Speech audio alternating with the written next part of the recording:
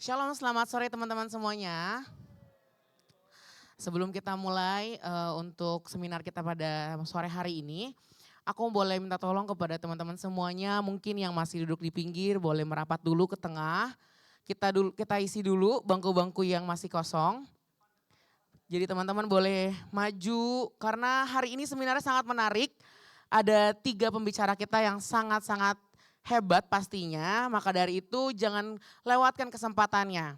Jadi teman-teman yang lain yang masih ada di pinggir-pinggir bangku boleh merapat dulu, kita bergabung dulu untuk bisa mendengarkan seminar pada sore hari ini. Oke, yuk teman-teman boleh beranjak terlebih dahulu, isi dulu bangku-bangku yang kosong.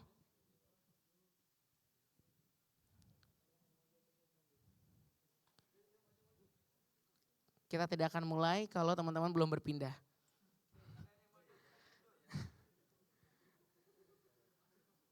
Yuk kakak-kakak semester 5 boleh pindah, bergabung.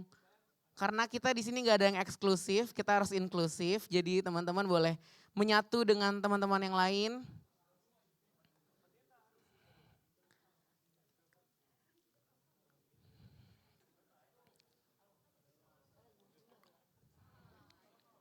Oke. Ada pepatah mengatakan tak kenal maka tak sayang, karena saya maunya disayang. Perkenalkan dulu, nama saya Samuel Calvin Sebastian yang akan menemani teman-teman semua sebagai moderator pada sore hari ini. Seperti yang sudah saya katakan sebelumnya, kita memiliki 3 pembicara yang hebat pastinya, yaitu ada Kak Melinia Juantri Hareva, kemudian ada Kak Efrem Gunawan,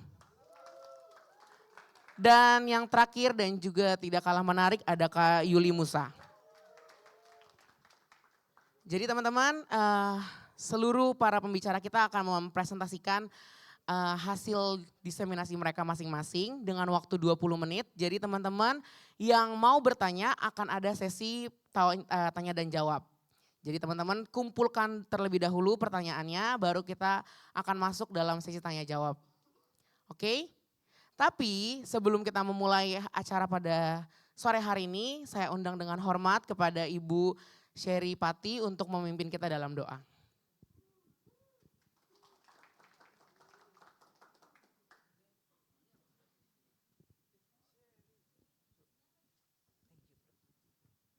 Yuk kita satu dalam doa. Aba Bapa, terima kasih buat kesempatan sore ini. Kau berikan kesempatan buat kami boleh mendengar sesuatu yang Kau pakai ketiga anak-anak-Mu untuk membagikan apa yang sudah mereka kerjakan. Dan itu boleh memaksimalkan setiap kami yang akan melanjutkan Tuhan ke depan. Biar ini boleh menjadi berkat buat setiap kami dan juga memberkati bagi setiap yang mempresentasikannya Bapak. Terima kasih buat sore ini, di dalam nama Tuhan Yesus kami membuka dengan pimpinan roh Tuhan bersama dengan kami. Haleluya, amin. Tidak perlu berlama-lama lagi, kita panggil dengan hormat kepada Kak Meliniani Juantri. Melinia Juantri Hareva untuk maju ke depan. Waktu dipersilahkan.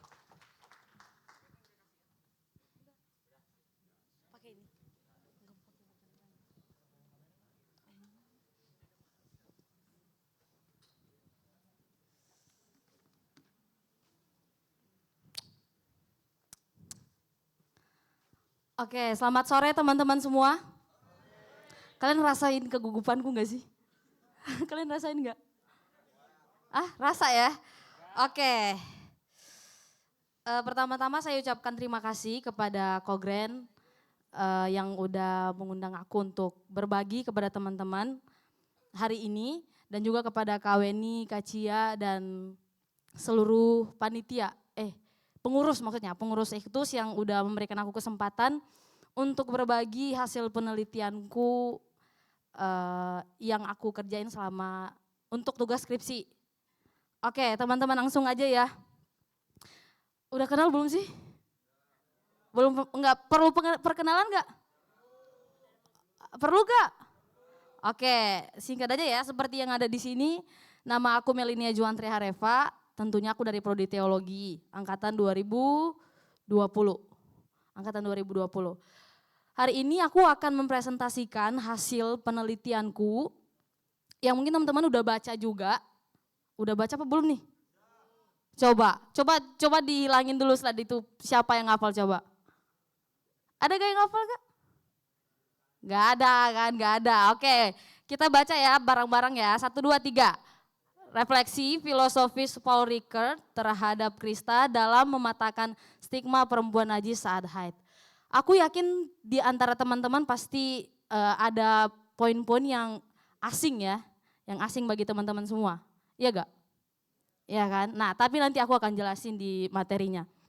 Next slide. Nah, di sini aku akan membahas 6 poin berdasarkan judul yang udah kita baca bersama tadi. Aku akan mulainya dari latar belakang. Ini panggil aku aja ya, nggak apa-apa kan? Karena kita seumuran. Ya nggak apa-apa kan? Atau ada yang lebih atau kurang? Sama ya. Oke, jadi aku akan bahas pertama dari latar belakang, yang kedua tujuan dan pertanyaan penelitian, yang ketiga kajian teori, yang keempat metodologi, yang kelima hasil dan pembahasan, dan terakhir kesimpulan. For your information, ini PPT pas sidang ya, cuman ada dikit revisi. Oke, next. Nah, aku akan memulai dari latar belakang penelitian. Seperti yang teman-teman udah baca di awal tadi ada frasa menstruasi, betul? Ya. Jadi itu adalah masalah yang akan aku angkat di penelitianku.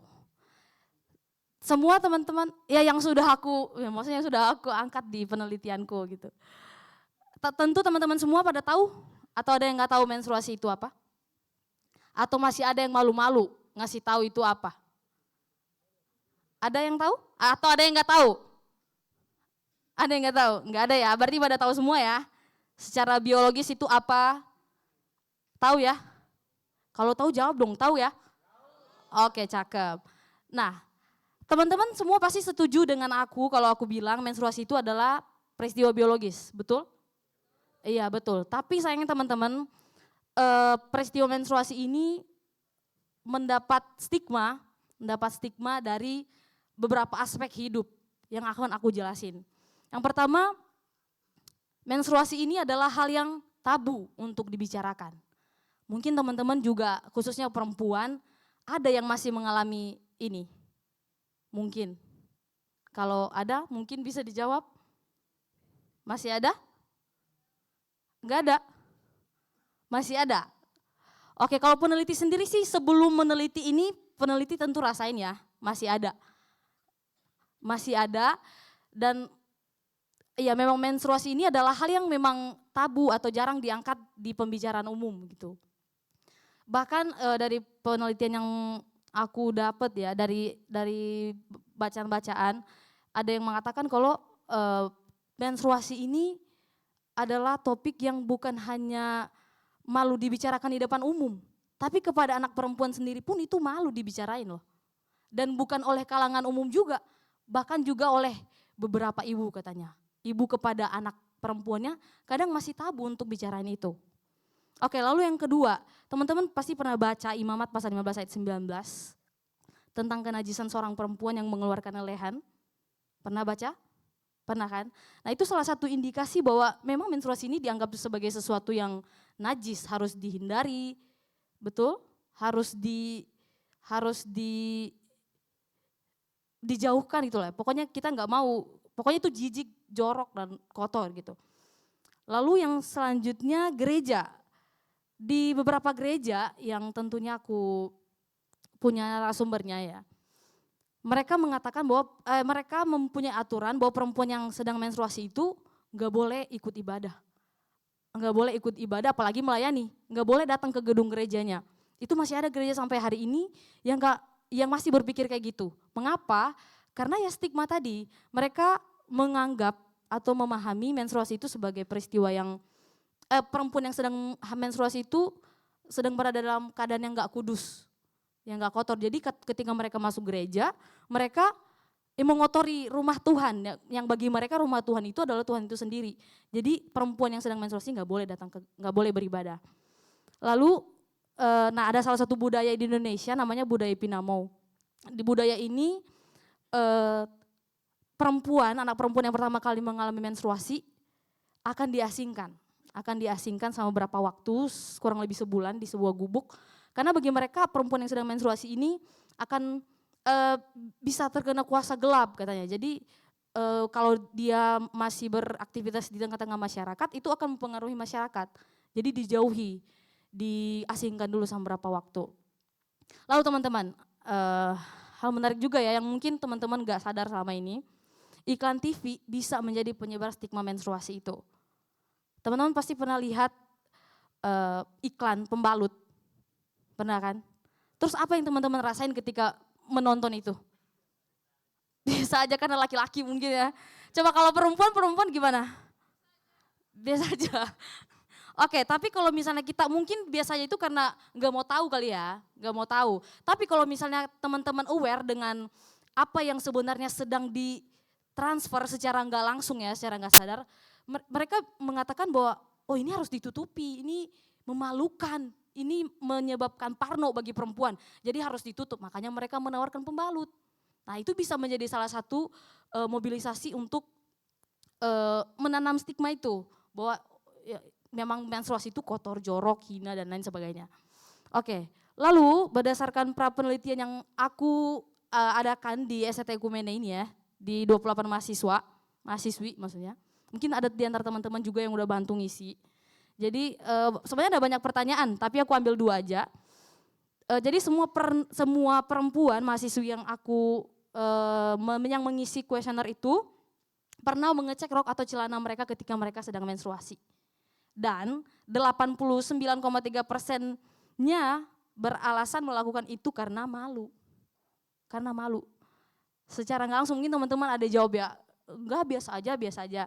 Enggak, pasti teman-teman juga yang khususnya yang perempuan ya, pasti pernah kayak, karena itu aku alami juga dan berdasarkan pengalaman yang aku lihat dengan teman-temanku, pasti ngecek, karena apa? Karena malu kalau ketahuan haid.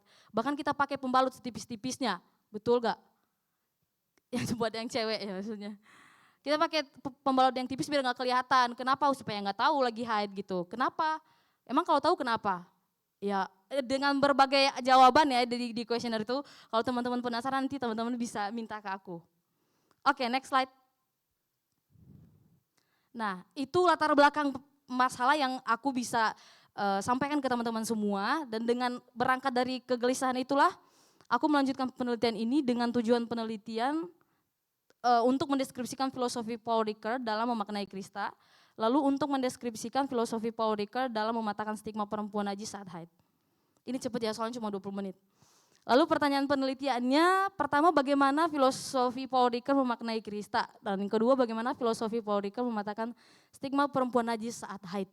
Tentu tujuan dan pertanyaan penelitian ini berhubungan. Kalau teman-teman lihat cuma diubah itu dong ya, dijadiin kalimat pertanyaan kan. Oke, next slide. Nah, kajian teori di sini hal yang mungkin teman-teman harus ikutin karena ya seperti yang aku bilang tadi ada hal-hal baru yang teman-teman pasti masih asing ya. Masih asing. Jadi pertama aku akan jelasin tentang Paul Ricoeur dan hermeneutik. Jadi Paul Ricoeur ini seorang filsuf dari Prancis yang terkenal dengan teori hermeneutika. Dia banyak bidangnya ya, bidang hermeneutiknya banyak. Tapi di penelitianku ini aku ambil hermeneutik simbol. Hermeneutik simbol. Nah jadi bagi Ricoeur itu hermeneutik itu adalah sebuah usaha memahami untuk menyingkap intensi atau maksud yang tersembunyi di balik teks. Nanti aku akan jelasin lagi. Jadi Paul Ricoeur ini melihat sebuah teks, dia nggak mementingkan apa, bukan nggak mementingkan ya, tapi dia lebih sama aja. Kita memaknai makna pertama, kita dapat makna pertama dari penulis teks, dengan kita kembali merefleksikan itu di kacamata kita, itu sama bagi dia. Itu sama bagi dia. Jadi makna pertama dan makna kedua itu sama, karena baginya teks di sini bukan hanya tulisan ya teman-teman ya. Tulisan, simbol, bagi dia itu semua teks. Segala sesuatu yang bisa memberikan makna, yang punya makna, itu bagi dia teks. Nah semua teks itu kita bisa ambil makna keduanya, karena bagi dia sama aja. Ketika di sudut pandang di makna pertama, misalnya penulis nulis dengan tujuan ini, dia pasti bertujuan atau berorientasi di luar kepada dunia di luar teks itu sendiri. Nah sama ketika kita mengambil makna kedua atau merefleksikannya lah, menginterpretasi kembali tanpa memikirkan apa makna literal pertama itu sama aja karena itu bakal berguna bagi kehidupan kita sekarang. Oke, ya, lalu yang kedua Krista. Krista mungkin teman-teman ada lihat patung tadi, mungkin bisa dimundurin di pertama tadi. Nah di sini. Ini adalah patung Kristanya. Kalau teman-teman perhatikan ini patung salib tapi dalam bentuk perempuan. Ya, ada payudaranya dan jenis kelaminnya juga perempuan, wajahnya cantik dan gitu. Nah, Krista ini Krista adalah sebuah patung yang diukir oleh seorang seniman bernama Edwina Sandys. Nah, di sini aku menggunakan Paul Ricoeur untuk merefleksikan simbol ini atau patung ini nanti. Oke. Nah, lalu yang menjadi permasalahannya adalah perempuan dan menstruasi, seperti yang aku udah jelasin tadi. Jadi pengalaman biologis telah dinilai dari jendela budaya dan agama. Harusnya dari jendela biologis, karena itu peristiwa biologis. Tapi kenapa malah dibawa ke ranah yang lain? Nah itu kan terjadi unfair di sana. Oke, next. Nah metodologi cepat aja teman-temannya, mungkin teman-teman bisa baca juga. Metodologi penelitian yang aku gunakan di penelitian ini adalah pendekatan kualitatif dengan sampel sumber data primernya patung itu sendiri tadi, Krista, sama bukunya Paul Ricoeur. Kalau sumber data sekundernya buku, artikel jurnal, dan website. Nah teknik analisis data yang aku lakuin selama penelitian ini, jadi aku menggunakan hermeneutik simbol dari Paul Ricoeur tadi yang mengatakan atau yang berisikan bahwa kita berhak mengambil makna kedua. Kita berhak mengambil makna kedua dari sebuah teks. Nah metode ini aku gunain untuk membahasakan ulang makna dari Krista, terlepas dari apa tujuan pertama Edwina menciptakan karya ini. Oke, next. Oke, langsung ya hasil penelitian dan pembahasan. Ada 3 subbab yang aku dapatkan dari penelitian ini. Yang pertama, tapi itu subbabnya terbagi-bagi lagi. Yang pertama, Krista sebagai refleksi hidup. Jadi teman-teman, Paul Ricoeur ini dia terkenal dengan julukan jembatan. Jembatan ini karena dia menjadi filsuf besar yang sering mempersatukan 2 hal yang berbeda gitu. Antara filsuf yang lain yang mungkin bertentangan, tapi dia menjadi filsuf yang justru membangun persatuan dengan menjadi jembatan. Nah hal itu juga aku alami sendiri sebagai peneliti, di mana Paul Ricoeur ini menjembatani aku untuk bisa memahami Krista yang punya maknanya sendiri tadi. Tapi untuk aku berhak merinterpretasi Krista kembali, aku dijembatani oleh Paul Ricoeur. Lalu respons masyarakat terhadap Krista menjadi analogi respons terhadap perempuan. Krista ini kan menjadi perwakilan apa yang dialami perempuan ya teman-teman ya. Tapi dalam kaitannya dengan kehidupan Yesus. Nah jadi ketika patung ini pasti waktu pertama kali teman-teman lihat, mungkin ada yang aneh juga ya, ada yang merasa aneh gak sih? Iya kan, ada yang merasa aneh kok gitu. Nah itu bukan hal baru, dari waktu patung ini pertama kali dipajang ya di sebuah katedral, ada respons positif dan negatif. Nah hal itu, yang negatif itu diungkapkan oleh uskupnya. Dia bilang, uskup dari katedral itu ya, dia bilang wah nggak bisa nih, ini penyalahan historis dan teologi nih, nggak bisa, nggak boleh nih dipajang di katedral. Lalu sedangkan deaconnya bilang oh justru ini bagus, justru ini bisa menjadi salah satu cara untuk menyalurkan maksud Alkitab yang mengatakan bahwa penderitaan ini bisa dialami oleh siapa aja dan bisa siapapun bisa menjadi representasi Yesus gitu loh. Nah, tapi yang didengarin siapa teman-teman? Siapa yang didengarin menurut teman-teman? Uskupnya lah ya, karena dia pemegang kekuasaan tertinggi. Ya sedangkan deaconnya yang berada di bawah dia tidak didengarkan. Nah hal itu merealisasikan atau memanifestasikan keadaan perempuan di tengah budaya patriarki yang mereka inferior. dan gak didengarkan. Yang didengarkan ya yang superior. Jadi itu hal yang Krista mau ungkapkan salah duanya. Ya, lalu Krista menyuarakan paradigma masyarakat. Nah teman-teman, di Alkitab pasti teman-teman pernah baca kalau Yesus itu tidak menggunakan sehelai kain pun waktu disalib, betul? Betul atau benar? Ya benaran betul ya. Nah tapi di semua patung yang udah jadi sampai hari ini, apakah itu pakai sehelai kain atau enggak? Pakai kan? Pakai. Harusnya di kisahnya enggak pakai kan. Nah tentu itu dibuat karena etika, kayak menutup itu kan. Nah Krista ini coba teman-teman lihat, dia enggak ditutupi sehelai kain pun. Dia hadir dengan begitu apa adanya gitu. Nah itu merepresentasikan atau menyuarakan keadaan perempuan yang selama ini enggak mendapat keadilan gitu loh di tengah-tengah masyarakat. Yang harusnya justru mereka butuh 2 helai kain. Tapi Krista itu mau menyuarakan bahwa ini loh keadaan perempuan di tengah-tengah dunia, terlebih-lebih dalam kasus mereka menstruasi ini ya. Yang mereka sampai ditolak, yang mereka dikatakan najis, kotor dan lain sebagainya. Tinggal 3 menit. Oke, ini masih poin 1, ini ada 2 poin lagi nih, gimana nih panitia? Lalu yang keempat, penerimaan Krista menjadi harapan perempuan. Nah tapi teman-teman, kabar baiknya setelah kan tadi ditolak nih, di katedral kan, dipajang ditolak. Nah tapi 32 tahun kemudian diperbolehin lagi karena udah berganti kepengurusan. Nah hal itu mengusung harapan perempuan bahwa suatu hari nanti perempuan juga layak untuk dihargai di depan publik, dianggap setara, dianggap sama gitu. Itu membawa harapan perempuan menjadi harapan perempuan di masa yang akan datang. Next. Oke, Yesus dan perempuan najis.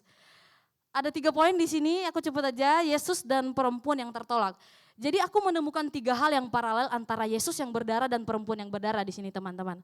Yang bersatu dalam Krista itu. Jadi Yesus dan perempuan. Nah, di poin yang pertama, Yesus dan perempuan ini sama-sama tertolak. Seperti latar belakang yang aku udah jelasin tadi di awal. Perempuan dalam keadaan menstruasi mereka diasingkan lah, karena dibilang kuasa gelap lah, jorok, kotor, najis dan sebagainya. Mereka tertolak. Nah sama, ketika Yesus datang ke dunia, Yesus enggak diterima oleh semua orang kan? Yesus enggak diterima oleh semua orang kan? Nah hal itu sama dengan yang dialami perempuan. Lalu yang kedua, sebagai awal mula kehidupan. Perempuan yang enggak mengalami menstruasi, mereka kan susah melahirkan, betul? Mereka kan susah mempunyai keturunan atau ya menghadirkan kehidupan yang baru. Sama kalau Yesus enggak datang ke dunia, enggak ada kehidupan baru buat orang percaya. Jadi semua bakal kemana? Bakal kemana? Kemana ke Hades. Oke, yang ketiga rasa sakit sebagai jalan salib. Rasa sakit sebagai jalan salib. Jadi jalan ya seperti patungnya itu salib ya. Rasa sakit yang pasti teman-teman tahu Yesus berdarah bukan waktu dia disalibkan. Itu pasti menimbulkan rasa sakit karena Yesus benar-benar punya daging. Nah sama kayak perempuan juga ngalamin rasa sakit. Ketika menstruasi sakit. Pasti teman-teman perempuan tahu kan gimana rasa sakitnya ketika menstruasi. Nah baiknya teman-teman kita bisa melihat peristiwa ketubuhan kita itu sebagai pengalaman yang kita alami bersama Yesus. Dengan kita bilang, oh iya ya dulu. Pokoknya ada hal yang sama yang kita alami sebagai perempuan yang berdarah dengan peristiwa yang Yesus sudah alami di kayu salib. Oke next. Terakhir, filosofi Krista mendobrak stigma masyarakat. Jadi semua teman-teman paralelitas yang udah teman-teman dengerin meskipun cepat aku jelasinnya, semoga teman-teman bisa nangkap. Yang aku udah jelasin sebelumnya, itu bisa menjadi pembuka kesadaran bagi kita.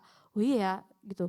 Jadi Krista mewakili kenyataan bahwa kelaki-lakian Yesus bukanlah sebuah indikasi bahwa laki-laki harus dipandang sebagai yang superior. Jadi Krista itu hadir yang harusnya laki-laki, tapi Krista hadir sebagai perempuan kan. Harusnya salib Yesus itu laki-laki. Tapi dia hadir sebagai perempuan. Dia mau nunjukin bahwa Yesus itu, bahwa jenis kelamin kelaki-lakian Yesus itu bukan sebagai indikasi menentukan bahwa laki-laki bisa superior gitu loh. Perempuan juga berhak gitu. Dianggap sama dengan laki-laki. Jangankan lebih, sama juga kayaknya belum ya kok. Sama juga belum ya kok. Tergantung ya, itulah nanti kok ya Mas. Oke, lalu yang kedua, Krista ingin memberitahu kepada dunia bahwa Yesus pun mengambil bagian dan peran dalam penderitaan perempuan. Seperti yang aku udah bilang tadi, teman-teman, sebagai perempuan nih, kita harus anggap peristiwa ketubuhan kita ini sebagai sesuatu hal yang anugerah gitu loh. Bahkan laki-laki nggak bisa ngalamin. Aku kayaknya pernah nonton apa gitu ya, reels atau apa, yang nggak tahu ini serius atau enggak, tapi mereka bilang kenapa laki-laki nggak diciptakan dengan bisa dengan maksudnya mengalami menstruasi, kenapa laki-laki nggak mengalami menstruasi? Jawabannya karena laki-laki nggak bisa tahan dengan rasa sakit itu katanya. Jadi perempuan secara itu berarti lebih kuat dong dari cowok. Kalau ya aku nggak tahu sih serius itu rilisnya, tapi teman-teman mungkin bisa bantu mikir gitu ya. Oke, lalu yang terakhir, perempuan menjadi reinterpretasi Kristus di bumi. Jadi teman-teman, setelah aku berkoar-koar begini nih, bukan berarti perempuan terbebas dari apa ya, kewajiban ya, bukan. Tapi justru kita melihat tadi ini sebagai pengalaman bersama Yesus toh. Berarti apa yang Yesus lakukan ketika di kayu salib, seperti dia juga mengampuni. Mengampuni ketika ada orang-orang yang menstigma dia kayak gini. Kita juga harus mengampuni sebagai perempuan. Sama kayak Yesus kan, dia mengampuni orang-orang yang menolak dia dan lain sebagainya. Nah, lalu kita harus melihat menstruasi ini sebagai jalan salib. Jalan salib yang jalan tentu ada ujungnya toh.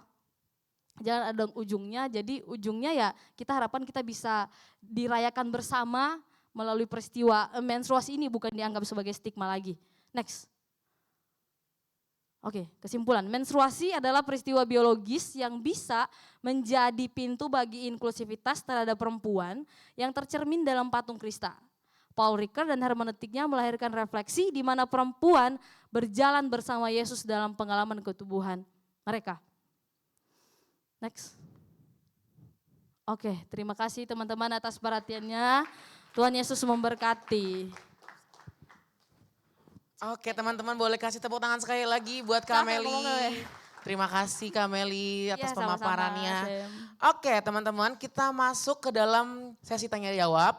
Jadi teman-teman mungkin tadi ada yang belum jelas karena Kak Melia kecepatan atau seperti apa. Teman-teman boleh diperjelas lagi di sesi tanya jawab kali ini. Setuju? Jadi teman-teman yang mau bertanya boleh angkat tangannya dan nanti akan dibantu oleh teman-teman di belakang untuk diarahkan mikrofonnya. Ada yang mau bertanya? Enggak ada. Puji Tuhan. Udah jelas berarti ya? Udah jelas. Atau justru masih canggung membicarakan menstruasi? Padahal ini proses pembiasaan loh. Untuk enggak nganggap ini sebuah stigma gitu. Oke. Ini boleh sepertinya dibantu? Beban ya, teman-teman yang ngebebanin ya.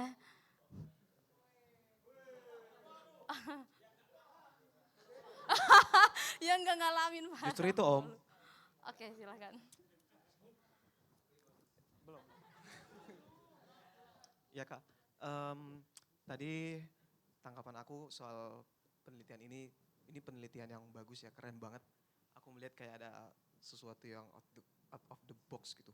Tapi bisa kayak memicu kalau misalnya orang-orang yang tidak inklusif gitu ya, betul, tidak memiliki sikap inklusif akan seperti memandang ini sesuatu yang ini benar-benar kayak membenarkan kekotoran gitu. Karena itu tadi sudah di framing di dalam pemikirannya bahwa menstruasi itu adalah sesuatu hal yang kotor. Kemudian aku sempat berpikir begini, apakah penelitian yang kakak lakukan ini potensinya itu mengarah kepada, kan tadi sempat kayak kakak singgung soal itu ya, iklan yang ada di TV yang biasa sudah kita tonton gitu ya. Iya, gitu maksudnya. Dimana ketika perempuan itu menstruasi ditawarkan suatu produk untuk menutup itu hal itu seperti kayak ini harus ditutup, itu harus dibersihkan karena hal itu kotor. Jadi kayak mengkontraskan gitu. Nah penelitian kakak ini tendensinya seperti ini gak? Kayak kalau bagi orang-orang awam kan perlu kayak satu kejelasan ya di bagian ini. Berarti kalau begitu perempuan tidak perlu lagi menggunakan yang namanya pembalut gitu, melainkan hal yang lain gitu. Kira-kira menurut kakak gimana gitu? Terima kasih. Oke, makasih pertanyaannya. Sebenarnya ini tanggapan yang pernah aku dapatkan dari dosen pembimbingku. Ya, aku pernah dapat tanggapan ini dari dosen pembimbingku yang eh, mungkin mikir kenapa gitu ya. Jangan takut itu berlebihan gitu dianggap sebagai mobilisasi stigma gitu ya. Nah, sebenarnya tergantung kita melihatnya kan. Tapi sebenarnya ini dia membicarakan kemungkinan stigma itu tersampaikan melalui itu. Meskipun gak semua orang menganggap begitu gitu loh. Meskipun gak semua orang memahami atau terhipnotis gitu, terhipnotis secara nggak langsung. Tapi ya inilah aku datang kepada teman-teman untuk menghindari itu gitu, untuk menghindari tanggapan yang dengan melihat iklan itu berarti ini kotor, ini jorok harus ya makanya aku datang ke teman-teman hari ini untuk mau memberitahu bahwa itu bukan hal yang harus dianggap kotor, jorok dan lain sebagainya. Bukan berarti nggak pakai pembalut ya. Mohon maaf nih, jadi kotor nih celana kita nih. Kotor nih celana rok kita nih kalau kita nggak pakai. Bukan gitu, tapi maksudnya tujuan kita kan nggak tahu ya tujuan atau apa yang udah tertanam di kepalanya si pembikin iklan itu. Kita kan nggak tahu kan. Tapi mungkin aja ada isinya kayak gitu. Dia di latar belakangi dengan pemahaman yang buat perempuan parno gitu karena peristiwa menstruasi itu. Begitu Roberto. Masih mau dilanjutkan? Udah cukup? Oke, terima kasih. Ada lagi? Baik, terima kasih untuk Kak Roberto. Mungkin teman-teman ada lagi yang mau bertanya? Oh, ada yang di depan. Boleh dibantu Kakak Sharon.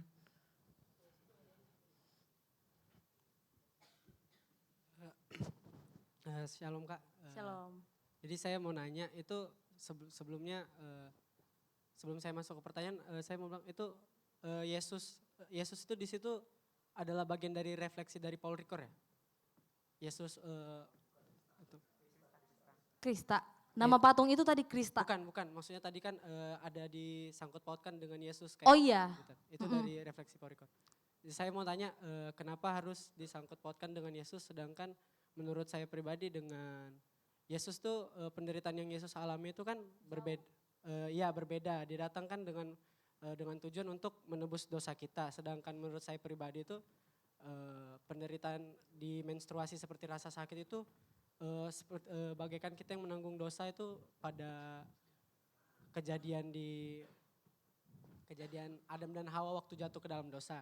Jadi pertanyaan saya apakah ada kaitan yang lebih mendalam kenapa Yesus dijadikan bagian dalam refleksi untuk mematahkan stigma Krista itu yang mematahkan stigma perempuan najis pada saat haid. Oke. Terima kasih. Mungkin bisa ditampilin patungnya.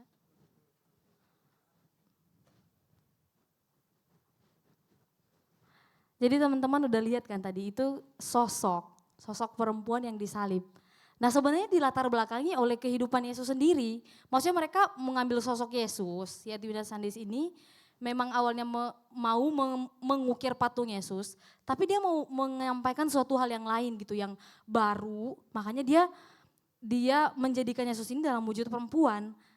Memang ini Yesus tapi dalam wujud perempuan gitu. Jadi makanya memang refleksinya sebagai Yesus tapi dalam wujud perempuan. Ya makanya refleksinya ya apa yang sama-sama dialami oleh perempuan dan Yesus, ya itu yang aku dapat, itu yang aku bisa refleksikan gitu loh dari patung ini. Jadi mungkin memang benar kayak penderitaan mungkin juga jauh ya yang Yesus rasakan dengan perempuan. Tapi kan ini namanya refleksi ya. Ini namanya refleksi pribadi, jadi apa yang ketika aku menghayati nih, ketika aku sebagai perempuan menghayati peristiwa ketubuhanku dan informasi yang aku udah dapatkan tentang Yesus juga, ya inilah yang aku dapatkan. Jadi kayak oh iya ya rasa sakit, meskipun gak sama betul itu jauh ya mungkin rasa sakitnya. Tapi ini sebagai salah satu penguatan gitu, salah satu penghiburan bagi teman-teman perempuan. Jadi kalau ngalamin menstruasi jangan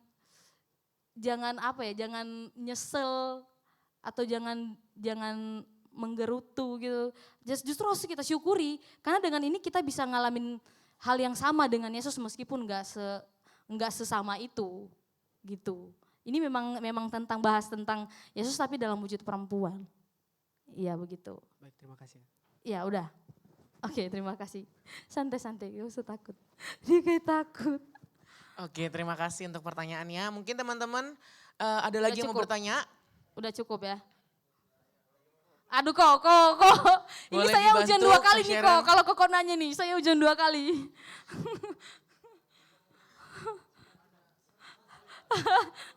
Apa-apa, terus.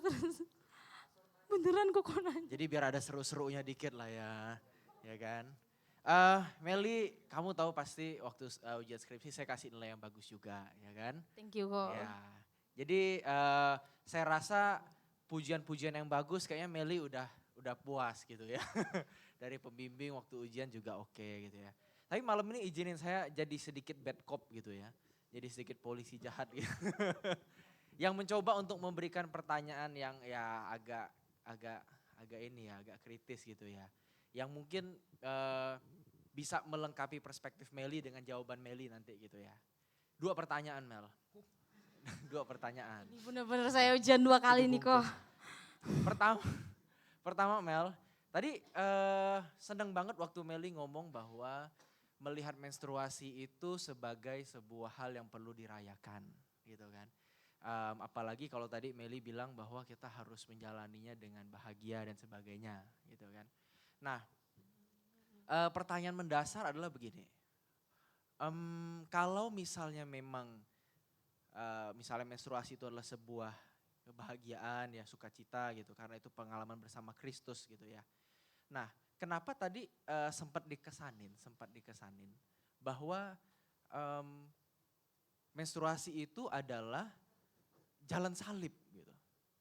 Nah jadi apakah Meli sendiri belum selesai dengan permasalahan bahwa satu sisi Meli sebagai perempuan adalah orang yang mengalami menstruasi dan saat itu juga menderita gitu ya. Tapi satu sisi harus dituntut untuk bahagia gitu. Nah apakah ini ya, ini pertanyaannya ya. Apakah tuntutan atau bukan tuntutan ya, apakah tawaran untuk melihat menstruasi itu sebagai satu hal yang bahagia bisa jadi sebuah bahasa gampangnya apa ya, tapi ininya ini, imajinasi patriarkis yang kamu sendiri internalisasi terhadap menstruasi itu, bahwa menstruasi itu yang gak boleh sakit, harus bahagia gitu kan. Kan itu pengalaman orang yang tidak mengalami Mel. Misalnya laki-laki nih, saya lihat perempuan, saya istri saya misalnya, istri saya marah-marah gitu kan. Kamu menstruasi aja marah gimana sih?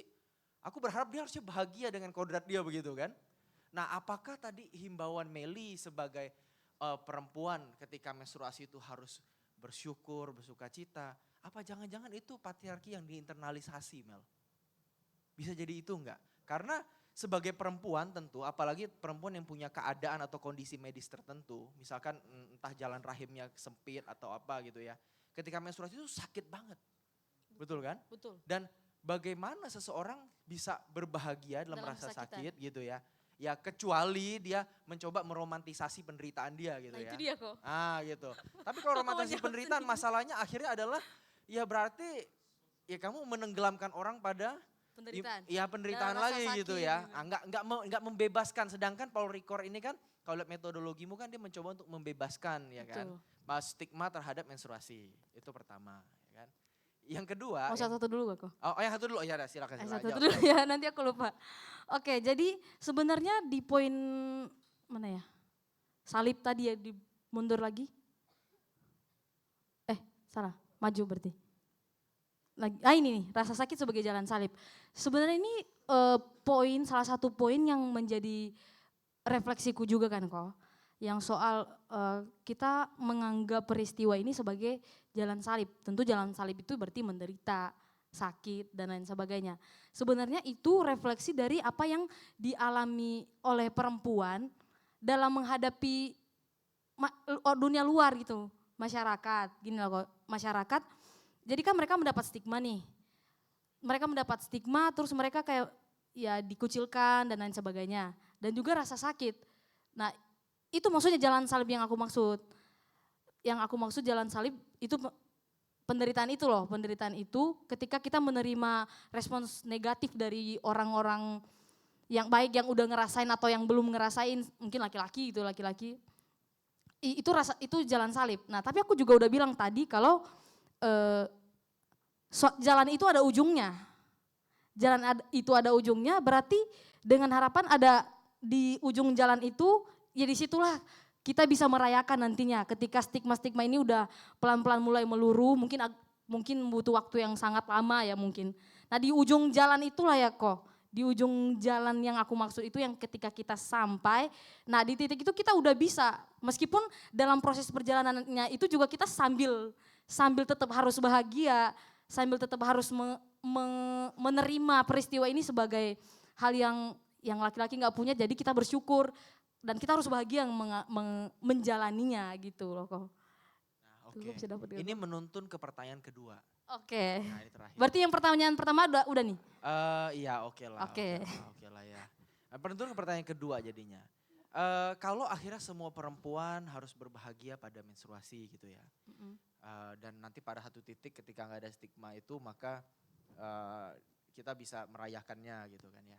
Nah berarti dalam pikiran Meli ada satu pola tentang perempuan kan, model perempuan. Bahwa perempuan itu harus menstruasi, betul? Harus. Iya. Iya. Nah, bagaimana dengan teman-teman yang nggak tidak menstruasi?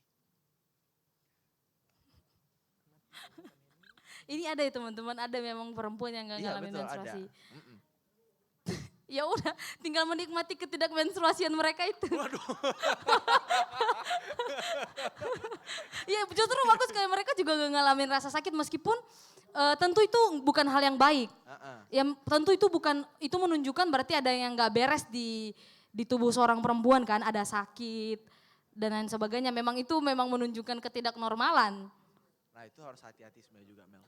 Kenapa tuh? Harus hati-hati karena tidak semua orang yang perempuan yang tidak menstruasi itu tidak normal. Oh, gitu. iya, Karena iya. ada yang memang hormonal, tapi ada yang memang built in gitu. Karena kromosomnya atau mungkin Memang karakteristik gitu dari Tuhan. seksnya begitu. Iya, gitu kan. memang itu dari Tuhan. Nah cuma memang akhirnya yang jadi PR dari tulisan Meli yang sangat baik ini adalah bagaimana Krista ini bisa menginklusi, kalau inklusi itu mungkin kurang kuat, mengafirmasi juga pengalaman perempuan yang nggak ngalamin menstruasi.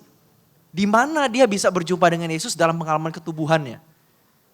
Beda dengan teman-teman yang menstruasi pasti, oh iya saya bisa melihat tubuh saya, Yesus hadir melalui penderitaan ini, Yesus juga menderita, saya pun menderita. Tapi bagaimana dengan teman-teman yang terasing karena dia nggak pernah mengalami menstruasi. Nah, itu jadi PR besar mungkin. Iya betul kok. Gitu ya. Iya itu jadi, tentu Silakan tanggapin. Tentu baru kepikiran sekarang lah ya. Sebenarnya di tulisan aku juga udah ada bahas, maksudnya ada singgung soal perempuan yang gak ngalamin menstruasi. Cuman aku gak lihat mereka, aku memang gak lihat mereka dalam penelitian ini. Tapi meskipun aku sempat singgung ngejelasin kalau ada sebagian perempuan yang memang gak ngalamin menstruasi. Begitu kok ya, memang benar ini jadi PR. Terima kasih, bagus. Oke, thank you kok. Udah kayaknya udah habis waktunya ya. Iya. Oke. Baik, terima kasih Kak Meli atas kesempatannya. Oke, terima kasih teman-teman semua. God bless. Udah nih. Boleh menempati kembali podiumnya. Iya, singgasananya boleh. Terima kasih Kak Meli.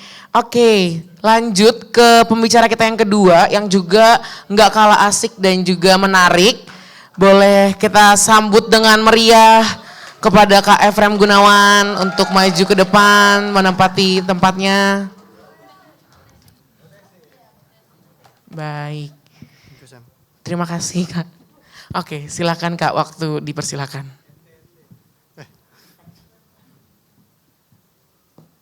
Oke, PPT udah siap?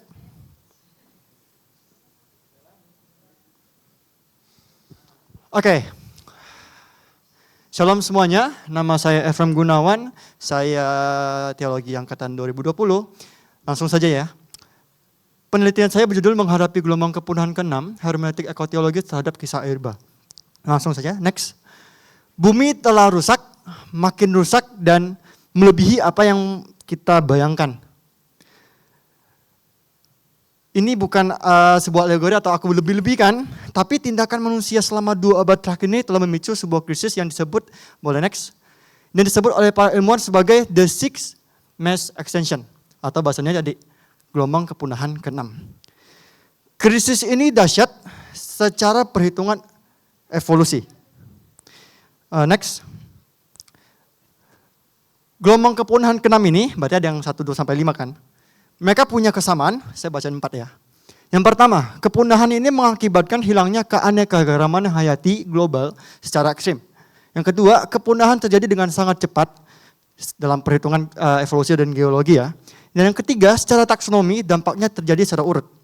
Dan yang keempat, dan yang berhasil bertahan hidup seringkali bukanlah kelompok evolusi yang dominan. Pemicu kepunahan 200 tahun yang lalu itu kebanyakan disebabkan oleh perburuan manusia yang berlebihan. Sehingga populasi hewan menurun, sehingga beberapa hewan juga jadi rentan terhadap beberapa predator dan hama atau penyakit. Lalu juga ada rusaknya habitat hewan tersebut oleh manusia, dan sehingga hewan itu kehilangan sumber makanan dan tempat tinggal. Next. Nah, ini sumber data yang akan aku bagiin cuma di sini begini aja. WWF, World Wide Fund for Nature atau WWF, dan Living Planet Report tahun 2022, dalam sebuah studi komprehensif dia bilang kalau telah 69% rata-rata populasi spesies menurun. Masalah ini bukan cuma kena kepada hewanan, tapi juga kena masalah ekonomi, pembangunan, keamanan, sosial, moral, dan etika.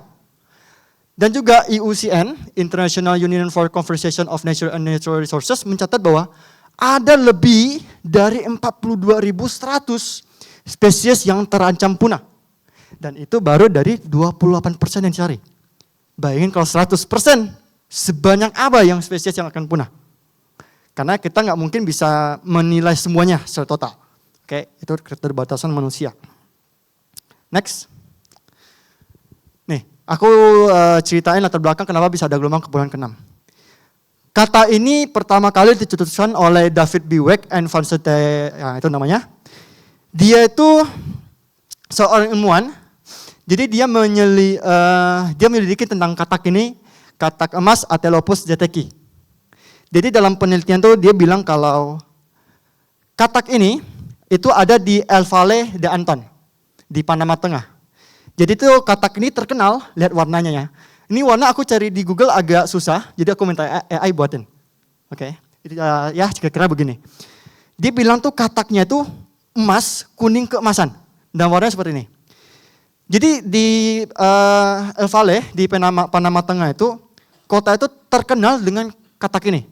Bahkan sampai di kota itu ada patung yang berbentuk katak. Sampai ya orang-orang datang juga lihat katak itu. Tapi suatu hari ketika orang-orang datang, katak ini mulai punah, mulai nggak ada. Kalau kita jalan, kita lewatin sungai, pada saat itu masih ada, kita pasti ngeliat, katak itu warna kuning, kelihatan banget kalau kelihatan di sungai-sungai. Suatu hari ada seorang ilmuwan, seorang masih pasca sarjana, dia datang ke Panama Tengah nih. Dia awalnya menyelidiki tentang katak emas ini, dan pada saat dia selidiki, terus dia sempat pulang lagi ke Amerika. Tapi ketika dia balik lagi ke Panama Tengah, dia sadar kalau hewan ini mulai nggak ada. Terus tapi pada saat itu belum dianggap sebagai sebuah ancaman. Ya mungkin kayak lagi nggak musimnya kali dianggap seperti itu. Tak lama setelah itu dia sadar kok hewan ini makin nggak ada. Terus dia coba pindah tempat penelitiannya ke arah yang agak lebih timur, dan dia coba ke katak yang lain. Tapi masih sama-sama amfibi ya, bukan katak ini lagi. Ketika di sana, ternyata katak lain juga mulai perlahan menghilang. Ketika dia melihat hal itu terjadi, dia coba kasih tahu, dia coba menyelidiki. Pada tahun 2002, katak-katak ini di perbukitan itu mulai hilang. Boleh next. Nah, amfibi ini mengalami kepunahan dengan risiko tinggi ketika populasi yang sedikit mengalami konversi habitat karena aktivitas manusia. Pada tahun 2004, 2 tahun setelah itu, katak-katak ini baru bermunculan, tapi dengan bentuk mayat doang. Udah bukan makhluk hidup lagi. Mayat doang. Nah, ketika muncul mayat-mayat itu, barulah para ilmuwan bilang kalau, oh ini bahaya ya nih, ada masalah terjadi. Tapi ketika para ilmuwan berjuang mau cari tahu, mau nyelamatin hewan ini, mereka terlambat. Dan hewan ini sudah terlanjur punah. Ini udah nggak ada lagi di bumi ini. Boleh next? Dan katak ini udah terlanjur dihantam gelombang besar sebelum mereka sempat diselamatkan. Ini nama-nama urutan gelombang kepunahan ke-6, yang 6 belum ada namanya, karena baru disebut sebagai the Six Mass Ascension. Next. Dan beberapa hal besar yang perlu diperhatikan ketika gelombang kepunahannya akan terjadi, itu beberapa hal. Ada bolide, vulkanisme, iklim, degresi laut, anoksida, dan transisi. Nanti boleh cari tahu sendiri ya. Next. Nah, apa yang udah saya jelasin tadi, dalam kerangka kekristenan, kompleksitas yang saya sorot tadi, itu menuntut ekoteologi bagaimana cari solusinya, bagaimana cari jawabannya sesuai. Dan ekoteologi di sini harus memberikan kerangka bahwa kepunahan ke-6 ini bukan sekedar masalah ekologi, tapi juga masalah moral dan teologi. Karena imbasnya juga kena ke manusia. Dan peneliti di sini saya melihat air bah sebagai satu di antara banyak kisah yang memperlihatkan bagaimana alam menjaga ciptaan non-manusia. Next, untuk teman-teman yang belum tahu ekologi, aku jelasin dulu. Ekologi itu ilmu tentang alam, simpelnya begitu ya. Ilmu tentang alam, kalau teologi ilmu tentang Tuhan. Kalau digabung jadi, ya ini yang saya agak profesor. Jadi kalau digabung ya ilmu tentang ya bagaimana alam dan Tuhan dihubungkan, begitu. Saya agak profesor begini, jadi ekologi adalah sebuah studi menyelidiki dengan cara teologis untuk pertanyaan-pertanyaan ekologi. Oke? Semua itu untuk membahas hubungan antara Allah, manusia, dan non-manusia. Jadi di sini ada 3 ya. Ada Allah, ada manusia, dan non-manusia. Itu perbedaan yang ditaruh. Nah, ekoteologi akan selalu melibatkan dimensi kealahan ke dalam diskusi tentang penciptaan dan ciptaannya. Yaitu bumi, segala isi, dan masa depan bumi ini. Nah, ekoteologi mempelajari hubungan antara manusia dan alam dalam konteks agama dan spiritualitas. Hal ini akan mengingatkan manusia bahwa kita itu punya tanggung jawab untuk menjaga kelestarian alam. Di mana krisis lingkungan yang terjadi, krisis global seperti kayak perubahan iklim, polusi, deforestasi, itu juga sebuah konsekuensi dan dari eksploitasi alam yang telah manusia lakukan. Boleh next. Ini metode penelitian yang saya lakukan, boleh dibaca aja.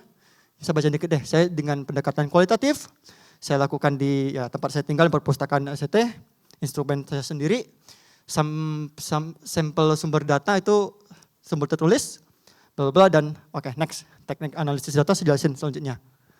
Ada 4 hal yang perlu teman-teman perhatikan, tapi mau 4 yang poin pentingnya. Pertama, analisis struktural.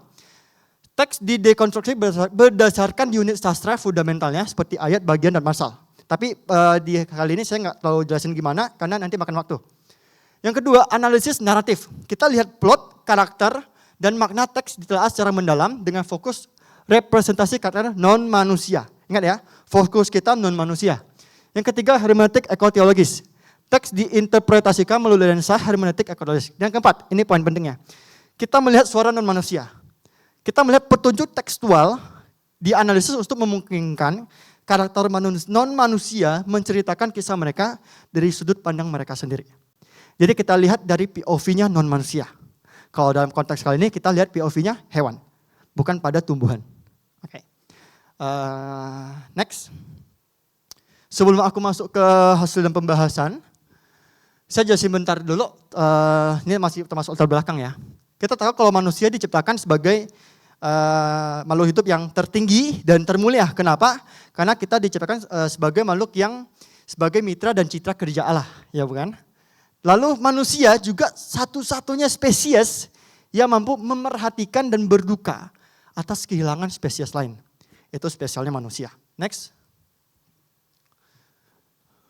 Oke, kita lihat dalam konteks kejadian ya, karena kita bahas air bah. Kejadian yang menjadi masalah bagi kita tuh, umat kekristenan diajarkan tentang penciptaan, kejatuhan manusia, peristiwa air bah, dan lain sebagainya itu, tapi jarang dengan konteksnya. Ya bukan?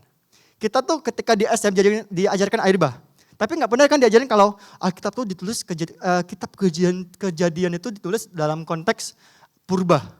Nah, purba nanti saya bakal jelasin kalau waktunya cukup. Yang kedua, kekristenan itu, kita itu udah hidup berabad-abad jauhnya dari penulis kitab Kejadian. Dan kita nggak mungkin bisa tanya, Musa maksud lu nulis ini apa gitu. Kita nggak bisa lagi. Kita udah jauh, asal kita mau tahu kita cuma bisa lihat teks itu. Yang ketiga, itu tipe Alkitab. Kejadian atau Alkitab adalah kitab suci. Tapi di sisi lain itu juga tulisan biasa. Kalau kita melihat agama sebelah melihat kita, ya kita juga sebaliknya, kita bisa melihat Alkitab atau Al-Quran atau kitab suci apapun sebagai referensi dari tulisan kita. Bisa. Nah, makanya saya bilang itu bisa jadi tulisan biasa. Nah, Alkitab adalah kitab suci tapi tulisan biasa. Kenapa saya bilang begitu? Karena bahasa-bahasa yang digunakan itu kan bahasa-bahasa manusia. Bukan bahasa yang nggak bisa dipahami manusia. Itu juga dari salah satu cara kerja Tuhan untuk berbicara kepada umatnya.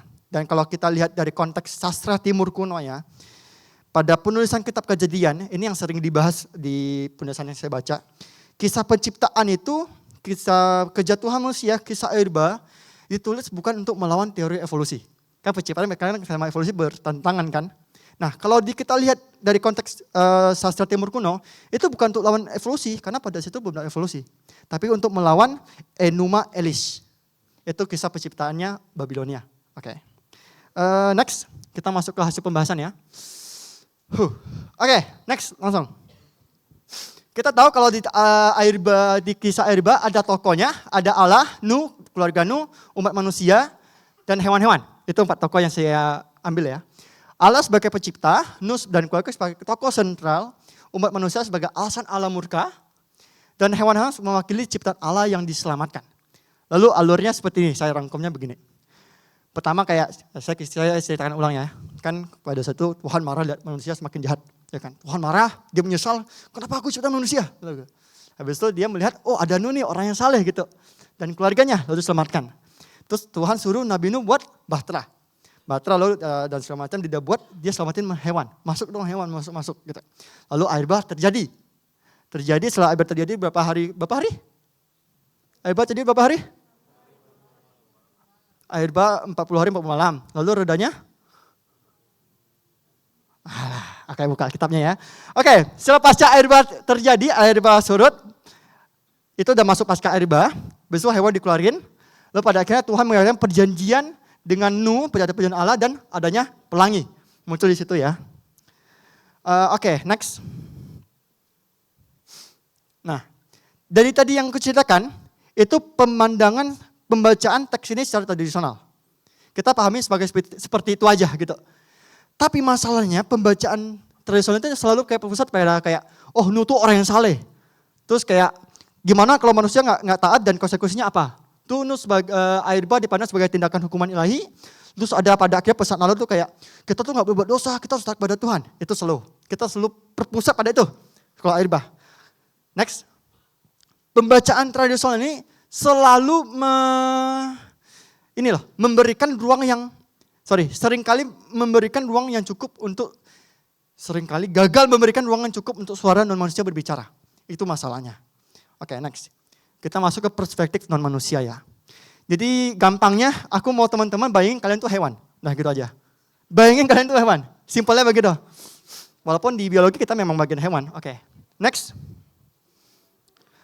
Bermula dari alur cerita yang sama dengan tadi tokoh Tuhan marah dan segala macam.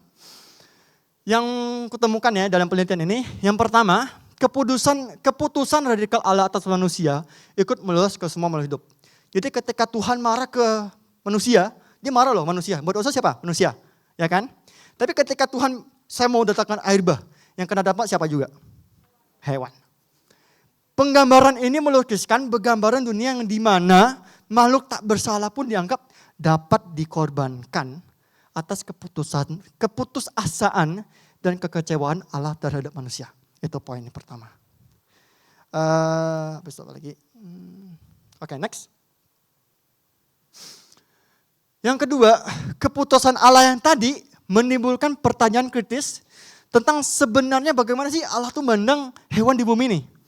Kalau kita lihat kisah dalam Kejadian 1, ketika Tuhan menciptakan hewan, Tuhan bilang apa? Ciptaan ini baik.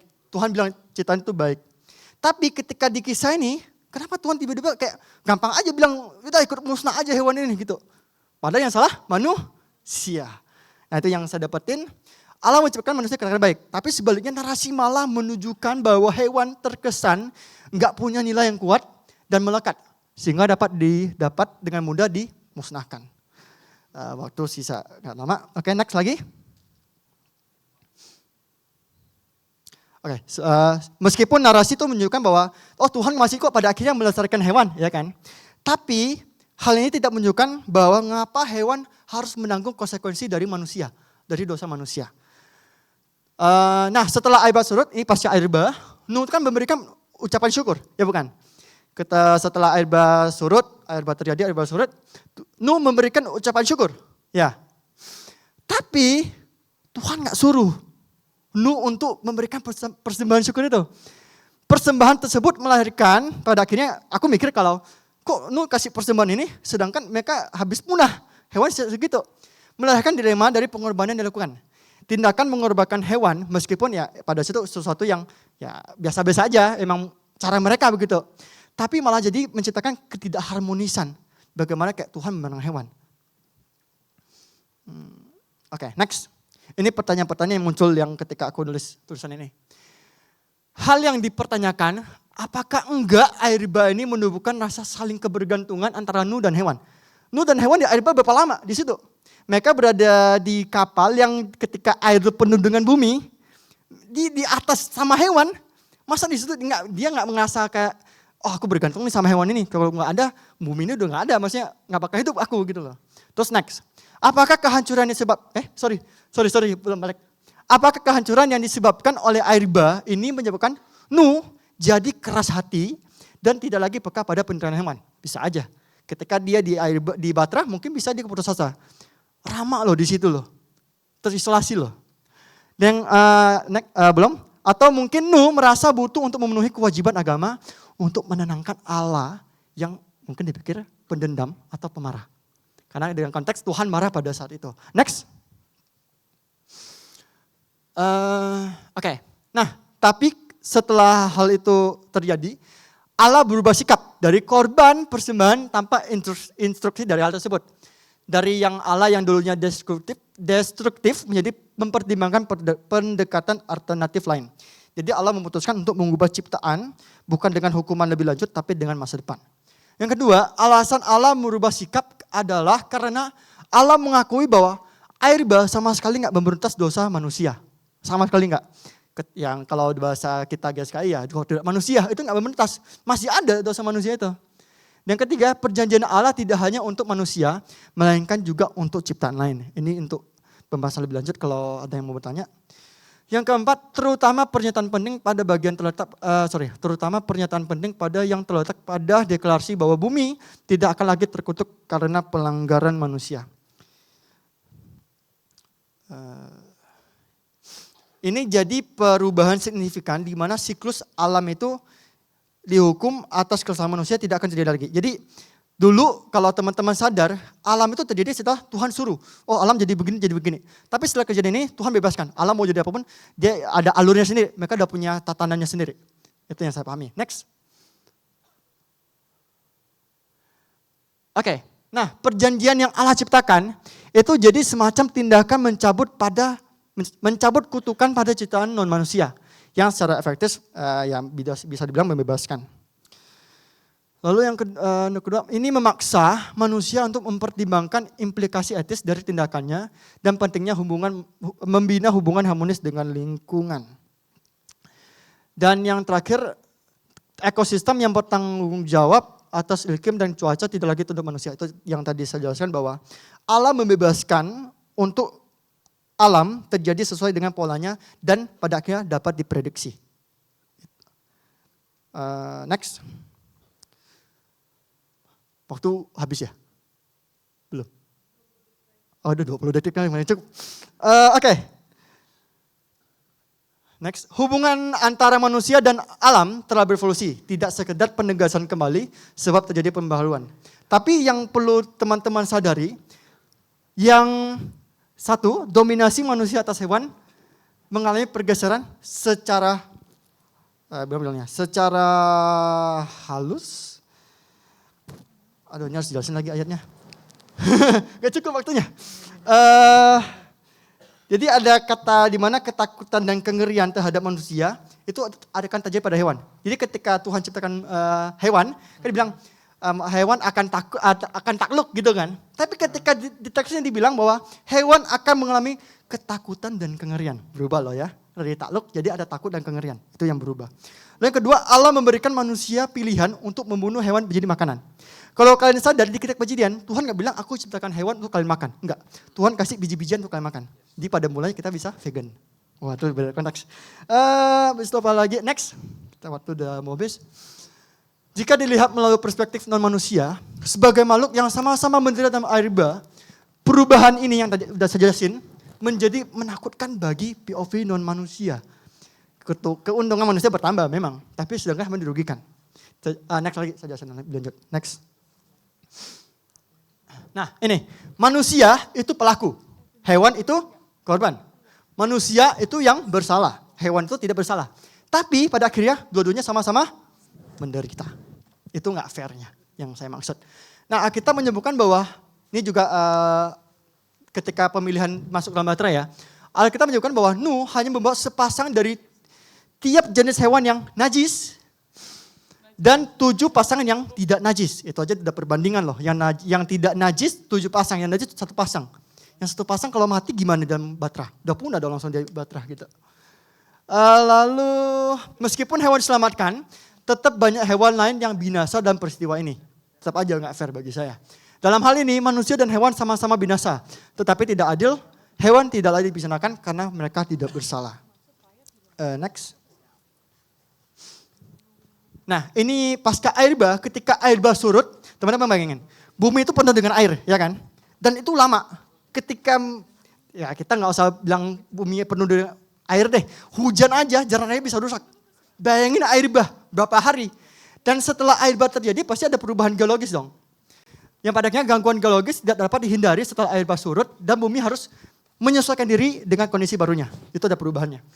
Hewan jadi harus beradaptasi dengan lingkungan baru. Yang tidak stabil dan mencari sumber makanan baru.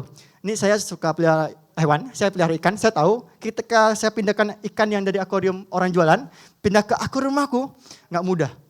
Kadang ada ikan pindahin langsung ke sini, dia bisa stres, terus mati. Apalagi ini gitu. Hewan telah berada di kondisi yang tidak menguntungkan setelah air bah, namun tetap direduksi dalam sebuah hubungan ciptaan. Next. Nah ini beberapa hal yang aku sadar bahwa dalam kisah air bah ini nggak dibahas. Yang pertama, teks itu hanya menyebutkan bahwa pasangan dari semua makhluk hidup ya dibawa ke dalam Batra. Tapi nggak ada informasi lanjut tentang bagaimana hewan-hewan yang dipilih. Kayak hewan ini yang ini dipilih bagaimana yang sehat atau enggak, itu nggak ditulis dalam teks tersebut. Dan nggak tulis bagaimana mereka diperlakukan dalam Batra. Kita nggak tahu, mereka tuh hewan liar loh, masuk ke dalam Batra. Nyaman nggak di dalam Batranya? Lama lagi gitu. Cara pangannya gimana? Makan apa mereka di situ? Atau apa yang terjadi pada mereka setelah air bah? Itu nggak dicatat sama sekali. Itu totally nggak dicatat. Yang kedua, teks juga tidak membahas kemungkinan penderitaan yang dialami hewan-hewan selama air bah. Itu yang aku maksud. Itu yang aku maksud. Ketika dalam Batra, mereka nggak ditulis hewan itu menderita atau enggak. Itu nggak ditulis. Yang ketiga, teks bahkan tidak membahas implikasi teologis dari menyelamatkan hewan dan membiarkan yang mati. Jadi nggak ditulis kayak Tuhan selamatin hewan untuk apa?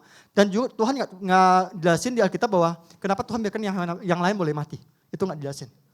Oke, next. Kesimpulan kayaknya. Ya. Jadi kisah air bah yang terkenal sebagai hukuman atas manusia ternyata menyimpan luka tersembunyi bagi hewan yang tak bersalah. Next, langsung aja kita tutup. Ini pesan mungkin apa sih ya, kesimpulan dari saya sendiri. Setiap spesies pada akhirnya memiliki peran penting dalam jaringan kehidupan yang kompleks dan narasi air bah mengingatkan manusia bahwa melindungi spesies yang terancam punah itu penting. Oke, sekian, terima kasih.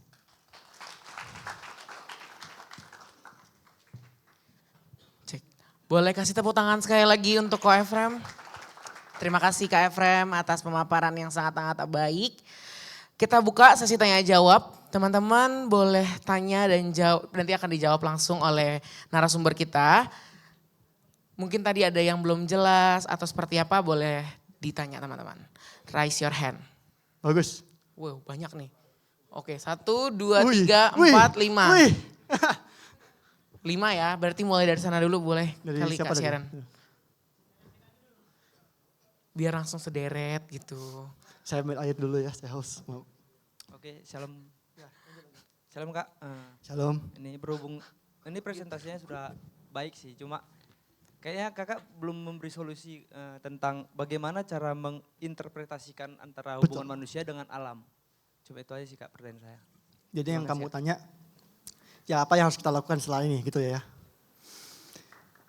Ini yang jadi tantangan bagi kita sebenarnya. Gini, India punya ahimsa, itu yang artinya tidak menyakiti. Orang Yahudi punya tikun olam, lalu Kristen punya apa? Tikun olam itu memperbaiki dunia. Gitu. Kekristenan punya apa? Itu yang masih jadi pergumulanku. Di tulisan ini aku masih belum jelasin implikasi praktisnya apa. Setelah itu aku harus ngapain? Nggak ada. Aku belum menjelasin, tapi di saran tulisan skripsi saya aku bilang, setelah ini kita bisa bahas hal yang praktis. Ya, tapi kalau mau praktikal ya jangan bawa sampah sembarangan. Kalau bisa pakai botol minum, kalau bisa kurangin plastik, itu hal praktisnya. Tapi itu kan nggak mungkin cuma jelasin gitu dong. Masa kita nggak lakukan itu hewan jadi nggak punah? Nggak sesimpel itu sebenarnya. Oke, itu deh yang bisa aku jawab ya. Aman? Ada lagi? Baik. Thank you. Apakah Kak Yuda sudah puas dengan jawabannya? Oke, saya puas. Oke, terima kasih untuk pertanyaannya. Ayo. Kita next, mungkin yang di depan dulu ada, Bagus. boleh dibantu Kak Sharon? Oke. Oke, baik, terima kasih buat pemaparannya Kak Efrem. Sungguh sangat luar biasa ya. Tadi saya tertarik, apalagi pas bagian 2 slide terakhir. Apa itu? Yang, aduh bisa ditampilin gak ya? Jadi kan kalau dulu saya nggak pernah salah ingat, ketika belajar biologi atau apa ya, waktu SMP bukan psikologi. Jadi kan di situ kan ada namanya kayak rantai apa sih? Rantai makanan. Ya, rantai makanan. Sama rantai ekosistem ya kalau nggak Oke, salah. ya yang gede. Jadi di situ kan bukannya dikatakan juga bahwa sebenarnya yang kuat yang akan bertahan kan. Betul. Dan yang bisa beradaptasi dengan lingkungan lah yang bisa selamat. Betul. Makanya apakah nggak terlalu bisa dibilang mungkin terlalu idealistis mungkin pemikiran yang disampaikan oleh orang-orang yang belajar tentang ekoteologi ini kok. Kak. Contohnya bagaimana? Sorry. Apakah terlalu... Apakah pemikiran seperti ini itu nggak terlalu idealistis ya? Maksudnya terlalu idealistis nggak sih? Karena ya kalau kita belajar di kehidupan orang Kristen sekarang, saya juga sempat kalau nggak salah pernah tanya sama Kak Efrem kan, seberapa berdampak sih ekoteologi ini terhadap pemikiran-pemikiran orang-orang yang menjadi Kristen gitu loh. Karena ya kita lihat kalau untuk masalah kehidupan sehari-hari ya ibaratnya orang udah susah aja mana sempet mau mikirin binatang gitu kan, buat dirinya sendiri aja dia belum bisa gitu kan, susah. Nah itu bagaimana tanggapannya itu? Terima kasih. Oke. Kalau dalam konteks rantai makanan, ini nggak bisa dikaitin sebenarnya. Karena ini kan dalam konteks Tuhan yang memberikan air bah. Bukan air bah terjadi karena manusia buang sampah terus gitu. Jadi terjadi air bah, nggak gitu kan. Konteksnya bagiku itu berbeda. Tapi kalau soal ini apa tadi ideal atau realistis gitu ya. Kalau kita realistis saja ya, kalau hewan di bumi ini sekarang punah semua, kita bisa apa? Kita bisa makan apa? Tumbuhan masih bisa hidup nggak? Nggak yakin. Let's say sekarang nih, tiba-tiba satu hewan ini punah, anjing hilang. Wah, psikologi semua orang keganggu ya. Orang cinta anjing segala macam. Bagi saya begitu ya, kalau saya mikir begitu. Apalagi kalau banyak hewan yang punah. Yang tadi yang ku jelasin yang katak emas tadi. Sebenarnya aku nggak tulisin di sini. Aku nggak jelasin. Kalau di bukunya bilang setelah katak itu hilang, kan penyakit sampah datang. Itu juga kena ke manusia. Jadi kalau kita jaga itu hewan, manusia nggak bakal kena penyakit. Dan ya, mau realitas atau enggak, kita pada akhirnya lihat apa hasilnya. Itu sih Gus. Saya nggak bisa, karena ini kan sesuatu yang unpredictable kan. Saya nggak bisa bilang oh ini pasti nanti punah, ini pasti enggak, nanti ini pasti bahaya, ini enggak gitu. Kita nggak bisa tahu. Gitu sih jawabanku. Terima kasih Kak. Baik, terima kasih Kak Bagus untuk pertanyaannya. Boleh dilanjut oleh Kak Berkat memberikan pertanyaannya kepada Kak Efrem. Terima kasih Kak Efrem untuk materinya ya sangat bagus. Sebenarnya pertanyaan aku tuh pertanyaan yang ya kalau ada istilah hermeneutik kecurigaan mungkin ini pertanyaan kecurigaan Betul. kali ya. Nah karena gini, tadi beberapa diksi kan dalam narasi kejadian ya, bagaimana narasi Koko juga tadi menggunakan diksi Allah yang dalam keputusasaan, dalam penyesalan ya terhadap keadaan ya manusia lah hari itu.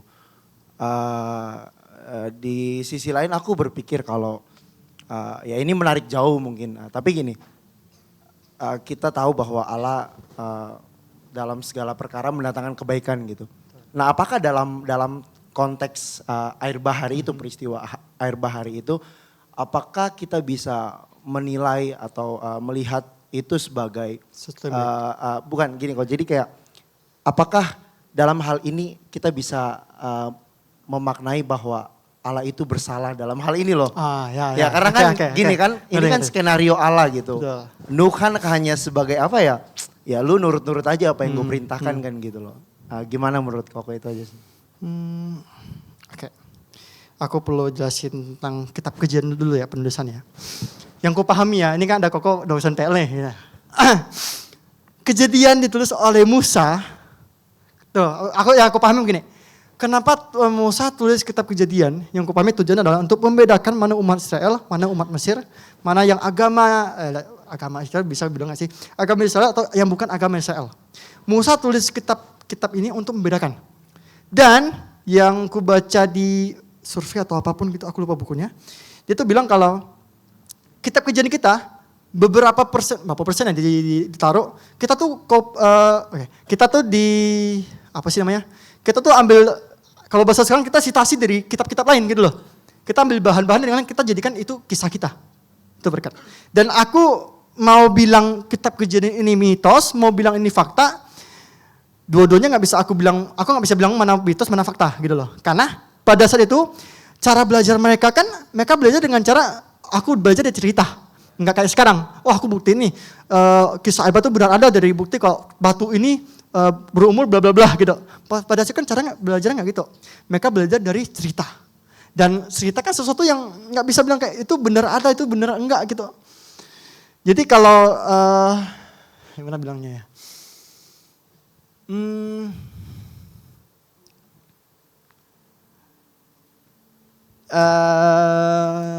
Satu menit, oke. Coba ulang tadi inti pertanyaan berkat, sorry.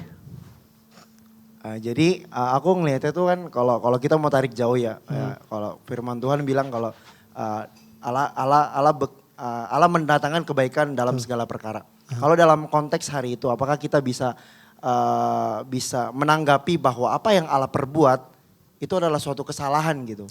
Ya kesalahan, oke. Musa menulis sebagai manusia. Jadi dia tidak mungkin bisa menulis bahwa sekarang kita akan melihat dengan cara seperti ini. Saya yakin Musa nggak mikir Efraim akan lihat kitab kisah air bah dengan cara kayak hewan mandang seperti ini. Saya nggak yakin Musa pikir seperti itu. Jadi kita mau bilang Tuhan salah atau enggak, kalau kita lihat pada kisah, pada POV pembacaan tradisional, Tuhan nggak salah. Tapi kalau kita lihat sini, Tuhan bisa salah atau enggak? Ya teman-teman lihat yang saya jelaskan tadi. Kalian silakan berpikir sendiri, ya begitulah. Oke. Oke, terima kasih. Karena pertanyaan Kak Berkat juga sekaligus penutup untuk sesi dari Kak Efrem. Boleh kasih tepuk tangan yang meriah untuk Kak Efrem. Untuk pertanyaan-pertanyaan nanti kalau misalkan teman-teman mau bertanya, kebetulan Koko mau nanya. Bolehkah tidak? Ayo Kak. Last one kali ya? 1 menit Last kok. one kali ya? Boleh 1 menit. Boleh dibantu? Wah seram nih dokter ini. Ini kan mesti di feedback. Jadi makasih ya Frem, ini menarik banget ya. Untung nggak banyak dari kita yang mati loh Frem. Karena ini dari kolam lain kan, ada yang dari Sumatera, dari mana ke Jakarta. Iya. Kan? Tadi ikanmu mati kan, pindah Iya, akuarium betul. kan. Karena ini gagal untung beradaptasi. masih banyak yang hidup nih, beda wilayah hidup di MAG. Betul, ya. Ya. Jadi gini Frem, menarik ya tadi tawaranmu adalah ketika manusia itu salah, terus hewan yang jadi korban. Betul. Setelah selesai air bah, habis itu Mereka gak ada dikorbankan. lagi pemusnahan begitu lagi, ya kan? Ada pelangi itu ya. Berarti Allah melakukan pertobatan ekologis, betul? Betul nggak itu? Setuju nggak secara implisit begitu kan? Allah pertobatan ekologis. Bisa. Karena yang tadi aku bilang apa sih perubahan sikap. Itu yang perubahan Iya. sikap. Itu bisa disebut kayak yang aku bilang pertobatan ekologis bisa masuk saja sih. Bisa aja Oke. masuk. Nah, pertanyaan besarnya adalah frame begini ya. Pertanyaan besar sama kayak Meli nanti ya. Ini jadi PR, ini pikirin. Kalau mau tanggepin boleh, tapi kalau mau dipikirin boleh juga. Oke. Ya. Tapi harapannya sih ada tanggapan sederhana lah gitu. Sekarang gimana dengan surat Petrus yang bilang bahwa suatu hari ini bumi ini akan habis dengan nyala api, lalang belerang gitu ya, akan turun habis makan semuanya. Dan apakah itu bertolak belakang dengan pertobatan ekologis seperti yang tadi dirimu tawarkan? Ini kan seperti pertanyaan orang bilang kayak ngapain kita selamatin bumi pada akhirnya terbakar juga gitu kan. Gini, aku kayak tadi belum jelasin deh. Jadi ada gini, alasan kita melakukan penyelamatkan bumi ini ada yang anthropocentris. Kita mau anak cucu kita hidup dengan damai di bumi ini. Yang pertama. Yang kedua, kita bisa biosentris, kita lihat bahwa kita mau bumi ini, tumbuhan ini, hewan ini tetap bertumbuh pada kedepannya gitu. Masih tetap ada gitu. Dan yang ketiga, apa ya, saya lupa. Yang ketiga, ekosentris itu ya pada akhirnya kita mau bumi ini tetap aman gitu, nggak masalah gitu. Tapi kalau kita mau lihat kayak, bahwa kan pada akhirnya bumi bakal dibakar, bakal hancur. Ya tapi kalau kita masih hidup ya kita jaga gitu loh. Justru kalau kita nggak jaga, kata kita bilang bumi bakal hancur ya kita nggak bertanggung jawab. Gitu sih kalau jawabanku. Oke, jadi pertanyaan besarnya adalah bagaimana dirimu bisa mendamaikan hermeneutik teologis yang begitu afirmatif terhadap alam. Oke. Tapi sisi lain dirimu juga punya teologi yang sangat terbuka dengan destruksi bumi. Yang itu dari ilahi juga gitu, dari aspek ilahi. Itu PR, itu ini mungkin renungan atau mungkin tanggapan untuk dilanjutin di S2 kata Meli. Tapi dirimu beneran harus ambil sekolah ilmu lingkungan di UI. Harus ambil. Karena bagus. Oke, jadi itu aja pertanyaan secara metodologisnya. Gimana mengimbangi ini dalam teologi Kristen gitu ya, yang nanti mungkin bisa kamu konstruksi ke depan gitu. Gapnya gede ya kok ya. Iya, gapnya gede karena satu sisi dirimu kan gak mungkin, itu dua metodologi yang berbeda gitu. Betul. Satu tuh benar-benar konservatif artinya memelihara, yang satu tuh destruktif gitu. Betul. Nah gimana menjembatani atau mendekonstruksi atau apa posisi yang kamu ambil, itu yang jadi problem ke depan. Oke, sip. Thank you kok. Oke, sudah? Baik, terima kasih Pak Gren untuk pertanyaannya.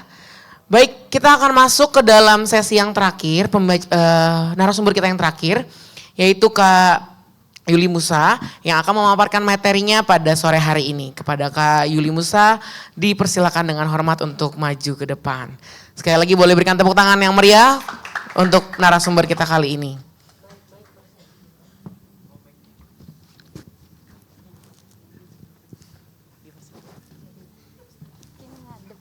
Sini lah ya.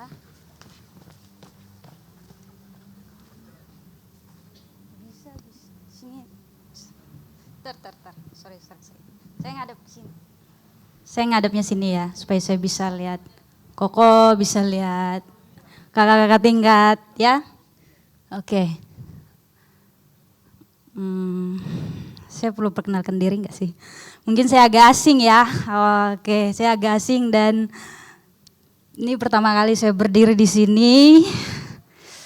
Aduh, jadi agak terlebih dulu saya mau minta maaf ya kalau bahasa saya itu agak sedikit susah dipahami. Mungkin karena jujurnya saya masih belajar bahasa Indonesia. Mungkin ada yang sudah tahu nggak kalau saya bukan dari Indonesia sini? Udah tahu ya. Jadi saya tidak perlu perkenalkan diri ya. Semua udah tahu ya. Oke, saya singkat-singkat lah.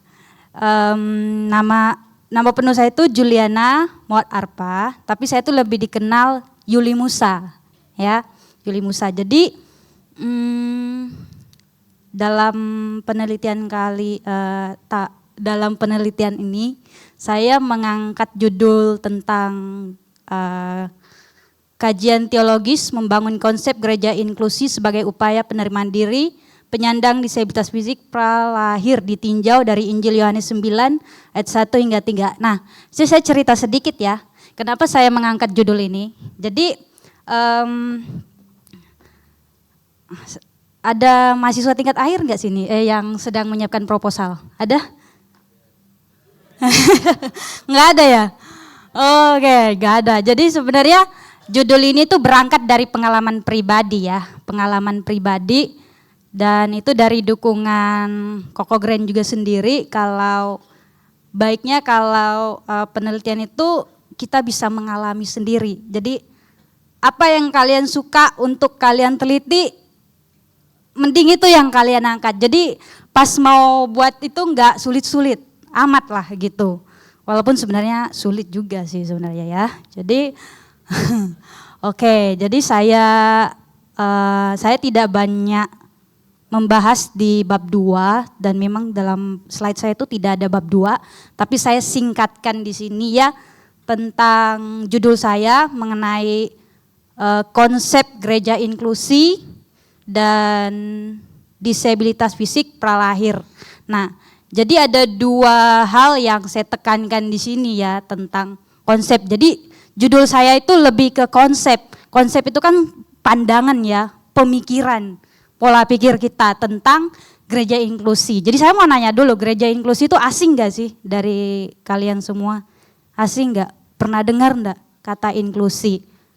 Ya, kalau masih asing, sebenarnya inklusi ini lebih bersifat tanda kutip keterbukaan. Jadi bagaimana gereja itu memiliki pola pikir yang terbuka. Dalam hal ini saya lebih spesifik ke penyandang disabilitas fisik pralahir. Nah, kenapa saya pilih disabilitas fisik pralahir? Ini berangkat dari pengalaman pribadi. Ya, saya terlahir sebagai penyandang disabilitas fisik pralahir dan saya coba mencari tahu apa sih penyebab menjadi disabilitas itu. Saya izin duduk ya, capek. Oke, nah apa itu penyandang disabilitas fisik pralahir? Nah, pralahir ini beda ya dengan pasca. Kalau pasca itu sesudah, kalau pralahir itu sejak lahir gitu. Nah, jadi saya itu lebih ke spesifik penyandang disabilitas yang sejak lahir. Oke. Ini ditinjau dari Injil Yohanes. Jadi patokannya tuh Injil Yohanes 9 ayat 1 hingga 3. Mungkin bisa buka Alkitabnya lah, namanya juga prodi teologi kan. Nanti kita buka Alkitabnya. Oke, next slide. Tak tolong. Nah, ada beberapa hal yang saya bahas, mungkin kelihatan banyak ya di sini, tapi saya nggak banyak-banyak jelaskan karena saya juga kurang bahasa Indonesianya. Jadi yang pertama tuh tentang latar belakangnya, masalah apa aja saya angkat dalam penelitian ini dan apa fokus penelitian ini, terus pertanyaan dan tujuannya, apa manfaat dari penelitian ini, kajian teorinya yang tadi saya sempat jelaskan singkat tapi saya tidak masukkan di slide. Terus metode penelitian apa saja, temuan dan hasil penelitiannya dan kesimpulan. Oke, next slide. Nah, di latar belakang penelitian ini tuh saya mengangkat 2 hal. Ya, pertama masalah penerimaan diri penyandang disabilitas fisik pralahir dan juga masalah gereja. Ya. Makasih. Jadi sebenarnya masalah penerimaan diri ini kalau dilihat secara umum ya, semua orang tuh mengalami masalah penerimaan diri. Siapa sih ini belum bisa menerima dirinya sendiri? Wow, puji Tuhan, semua terima dirinya sendiri. Ada enggak sih, kenapa saya lahir begini? Mohon maaf, kenapa warna saya, jangan sensitif ya. Jangan. Ini tentang konsep penerimaan diri. Kenapa saya mengangkat hal ini? Tentang penerimaan diri itu semua orang rasanya ada yang bertanya-tanya dalam dirinya, kenapa saya lahir dalam keluarga ini? Kenapa saya terlahir, kenapa saya punya papa begini? Kenapa saya punya mama seperti ini? Kenapa saya punya adik-beradik begini? Kenapa saya lahir anak kepribadian dan lain sebagainya? Banyaklah pertanyaan. Begitulah penyandang disabilitas. Dalam hal ini penyandang disabilitas ya sejak lahir. Nah, masalah yang saya angkat ya dalam penelitian ini yang pertama, masalah penerimaan diri penyandang disabilitas itu, terutama disabilitas fisik ya, itu karena faktor eksternal, faktor luaran. Wow, cepat sekali. Nah, kalau faktor masih di masalah ini. Oke. Kalau dipicu dari faktor eksternal itu faktor luarannya, di mana penyandang disabilitas fisik itu selalu ditolak dari luar. Mungkin caranya kalian nggak lihat gitu ya. Tapi sebagai penyandang disabilitas fisik pralahir itu ada penelitian dari Paliling ya 2023. Jadi penelitian ini penelitian terkini ya gitu. Itu sering mendapat perlakuan diskriminasi berupa ejekan karena memiliki tubuh disabilitas. Ya, mungkin bukan secara terang-terangan, tapi secara halus penolakan itu. Yang kedua, pemahaman masyarakat yang memandang disabilitas sebagai suatu yang memalukan, pendosa, kutukan. Nah, itu dari Longkumer ya. Nah, ini yang sering terjadi. Pandangan-pandangan, nggak tahu kalau masih terjadi pandangannya di gereja-gereja, saya tidak akan menyebut nama-nama gereja itu tidak, tapi masih ada yang mengadopsi, nggak tahu ya, ada orang tuanya ngomong ya gitu, kalau disabilitas tuh ini karena orang tuanya nih, ada salahnya nih, jangan dulu-dulu ada begini dan begitu, lain sebagainya, nggak tahu ya, tapi ini dari penelitian, oke. Nah, terus disabilitas itu juga tidak dianggap produktif dan tidak mampu mandiri, makanya tidak dikasih kepercayaan. Dia tidak bisa kerja nih, karena fisiknya begini. Nah itu ada. Nah sehingga karena faktor-faktor eksternal ini, itu ada muncul pertanyaan internal. Karena luaran muncul pertanyaan di dalam gitu. Nah apa pertanyaan itu? Mengapa dia terlahir sebagai penyandang disabilitas gitu. Nah karena faktor luaran itu menjadi dampak terhadap diri penyandang disabilitas. Apa dampaknya? Pertama merasa terasing, kedua merasa tertolak, yang ketiga dia malu dengan kondisi disabilitasnya. Sampai dia tuh tidak berani untuk tampil atau bersosialisasi gitu ya. Oke, next slide. Ini untuk masalah penyandang disabilitas. Penerimaan dirinya. Nah yang kedua pandangan gereja terhadap penyandang disabilitas. Nah ini yang tadi, di mana disabilitas itu dianggap sebagai masalah penyakit yang perlu disembuhkan. Sehingga masih ada doa-doa kesembuhan gitu ya untuk penyandang disabilitas ya. Kalau kalian nanya saya salah enggak? Kalau dari perspektif disabilitas pralahir, saya bisa bilang tergantung kasus ya gitu. Nah yang kedua, hukuman dosa keturunan. Nah ini yang saya bilang tadi, masih menganggap kalau orang yang terlahir disabilitas itu karena orang tuanya kali ya gitu. Mungkin karena orang tuanya berdosa gitu, jadi dia begitu. Dan yang ketiga, kurangnya pengetahuan disabilitas. Gereja sering mengalami kekurangan pengetahuan disabilitas, makanya sering stigma itu disabilitas begini dan lain sebagainya. Sehingga akses juga tidak ada, itu nanti di bagian bab 4 ya nanti. Nah ini yang keempat, masalah akses. Karena tidak ada pengetahuan atau kurang pengetahuan tentang disabilitas, mereka tidak menyediakan akses. Atau ada juga yang bilang, tidak ada disabilitas di gereja kami, jadi kami nggak menyediakan itu gitu aksesnya. Oke, itu sih masalah yang saya angkat di penelitian ini. Next slide. Nah, yang tadi itu saya lebih menekankan, tadi saya berulang-ulang bilang kan, ada yang menganggap disabilitas itu ada kaitan dengan dosa. Tapi ada dua tokoh disabilitas yang sangat menarik ya menurut saya.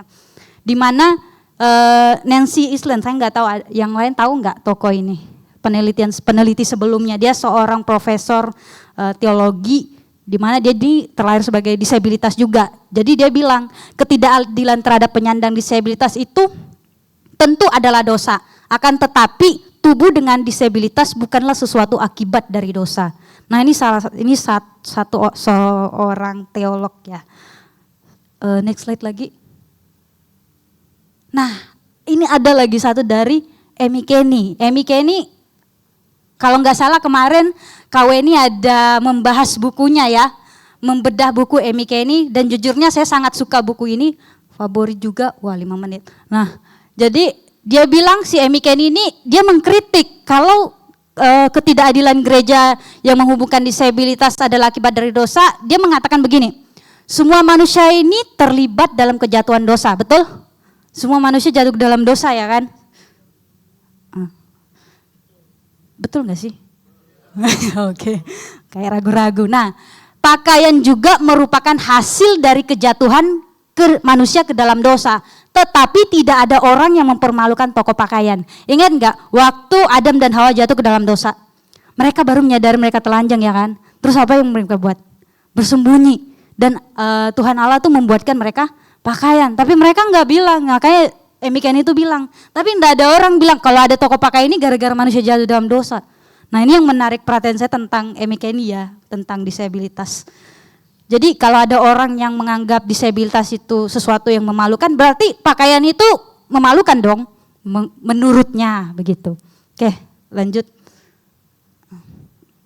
Nah, jadi apa urgensi dari penelitian ini? Jadi urgensi dari penelitian ini untuk memberikan pemahaman konsep gereja inklusi atau pandangan gereja inklusi yang benar kepada gereja untuk memenuhi panggilan keselamatan Allah kepada semua manusia. Yang kedua, memahami panggilan atau rencana Allah terhadap penyandang disabilitas sebagai gambar Allah. Lanjut. Nah, jadi apa yang menjadi fokus penelitian ini? Jadi fokus penelitian ini lebih fokus kepada kajian teologis ya. Dari Injil Yohanes 9 ayat 1 hingga 3. Next. Nah pertanyaannya saya cepat aja. Pertanyaan itu apa konsep gereja inklusi yang menjadi upaya penerimaan diri penyandang disabilitas fisik pralahir. Kedua, bagaimana kajian teologisnya yang ditinjau dari Injil Yohanes 9 ayat 1 hingga 3. Dan tujuan, tadi pertanyaan ya, yang tujuan mengetahui konsep gereja inklusi supaya sebagai upaya penerimaan diri penyandang disabilitas fisik pralahir. Dan yang kedua untuk mengetahui kajian teologisnya ya, yang ditinjau dari Injil Yohanes 9 ayat 1 hingga 3. Oke, lanjut. Nah, ini banyak ya, jadi saya cepat aja secara teoritis itu supaya memberikan wawasan dan sumbangsi mengenai gereja inklusi serta analisis hubungan konsep dosa dan disabilitas dari perspektif teologi disabilitas. Yang kedua, membangun konsep berpikir dengan perspektif disabilitas mengenai rencana Allah terhadap penyandang disabilitas. Secara praktis, yang pertama boleh mempermantapkan pelayanan gereja inklusi yang sedia ada. Yang kedua, membangkitkan motivasi dan memberikan kesadaran kepada penyandang disabilitas mengenai nilai diri mereka. Yang ketiga, memberikan kesempatan dan keberanian kepada peneliti sendiri sebagai seorang disabilitas untuk menyuarakan suara-suara penyandang disabilitas yang tidak terdengar. Oke, lanjut. Ini saya skip aja, ini penelitian-penelitian sebelumnya. Oke, metode penelitian, jadi desain penelitian ini kualitatif. Penelitian ini di STT, Rehoboth Church, dan Perpustakaan Nasional, sampel sumber data. Nah, penelitian sebelumnya ini lebih banyak ini ya, pakai jurnal, buku-buku, dan informasi digital. Tapi berbedanya penelitian ini menggunakan wawancara terhadap 3 narasumber.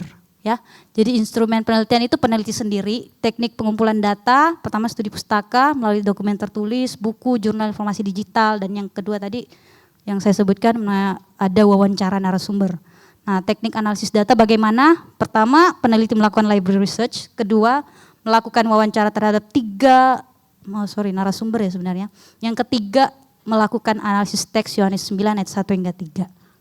Itu metode penelitiannya. Oke, next slide. Nah, dari temuan penelitian itu, di temuan penelitian terhadap 3 narasumber, saya singkatkan aja semuanya. Ya, dari hasil wawancara itu, ketiga-tiga narasumber itu memandang bagaimana konsep gereja inklusi.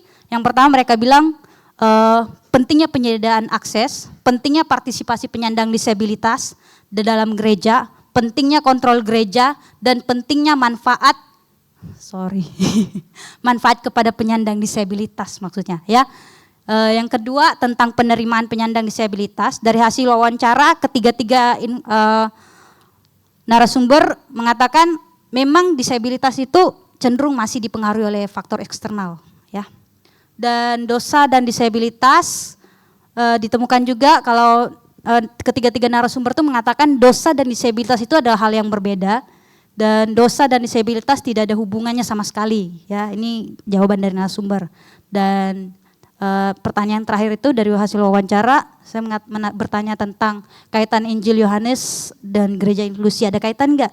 Dan jawaban dari ketiga-tiga narasumber juga menjawab, ya, jawaban mereka senada, ada pekerjaan Allah yang harus dinyatakan dari ketiga-tiganya. Oke. dari next slide. Time's out, sedikit lagi. Oke, hasil penelitian. Wah, ya.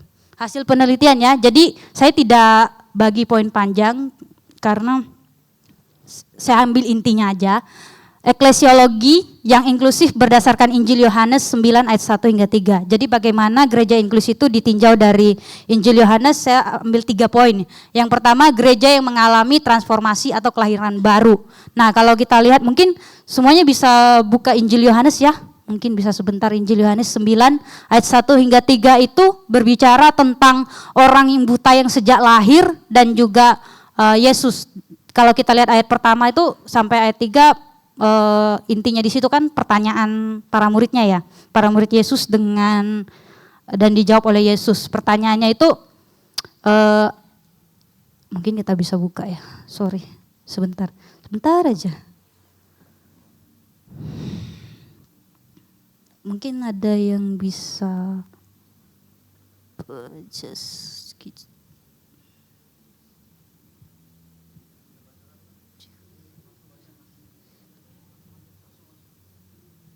ya. Oke, saya bacakan ya.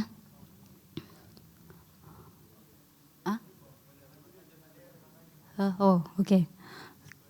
Waktu Yesus sedang lewat, ayat 1, waktu Yesus sedang lewat, ia melihat seorang yang buta sejak lahirnya. Ayat 2, murid-muridnya bertanya kepadanya, Rabi, siapakah yang berbuat dosa? Orang ini sendiri atau orang tuanya sehingga ia dilahirkan buta? Yang ketiga, jawab Yesus, bukan dia dan bukan juga orang tuanya, tetapi karena pekerjaan-pekerjaan Allah harus dinyatakan di dalam dia. Nah, saya bagi poin pertama, di dalam analisis saya di teks Injil Yohanes itu, saya bagi poin eklesiologi berdasarkan Injil Yohanes ya. Itu pertama, gereja yang mengalami transformasi dan kelahiran baru. Nah, ini kan kalau kita dilihat di dalam teks itu, pemahaman para murid Yesus itu masih dengan pemahaman perjanjian lama yang mengaitkan dosa dan disabilitas. Jadi eklesiologi yang inklusif itu yang terbuka itu seperti apa? Itu yang mengalami pembaharuan pikiran gitu. Nah, di sini kan Yesus menunjukkan nih di ayat 3, bukan dia dan juga bukan orang tuanya. Itu menjadi sesuatu kebingungan. Loh, kok kan selama ini pemahaman orang-orang Yahudi disabilitas itu selalunya dosa ya kan? Selalu dikaitkan dengan kalau di perjanjian lama Allah itu dikenal Allah yang mengerikan gitu. Karena siapa yang berbuat dosa ada konsekuensinya. Dan salah satunya adalah disabilitas. Jadi disabilitas itu dianggap penderitaan gitu di perjanjian lama. Nah, di sini di teks perjanjian baru ini mau seperti ada kontra ya, ada pandangan yang berbeda gitu dari Yesus. Yesus seperti mematahkan stigma pemikiran orang-orang Yahudi yang masih ya. Buktinya murid-murid Yesus itu masih memahami kalau disabilitas itu adalah akibat dosa gitu. Nah, jadi di sini Yesus hadir itu sebagai gereja atau individu itu kan gereja itu kalau diartikan sebagai persekutuan orang kudus ya. Yesus hadir sebagai orang yang mematahkan stigma yang mengatakan, oh enggak, disabilitas itu enggak dosa, bukan juga dosa orang tuanya. Tapi sebenarnya ada pekerjaan Allah yang mau dinyatakan dalam diri dia. Nah, ini yang gereja harus berani gitu. Di mana penderitaan manusia itu tidak selalu berakibat dari dosa. Nah, kalau ada transformasi pikiran gitu. Nah, harus ada pengetahuan gitu kan. Semuanya bermulai dari pola pikir, mindset gitu. Nah, itu sih. Yang kedua, gereja yang menyadari panggilan hidup penyandang disabilitas. Nah, di sini kan Yesus tuh sebenarnya mempresentasikan bahwa disabilitas itu sebenarnya terlibat dalam pekerjaan Allah.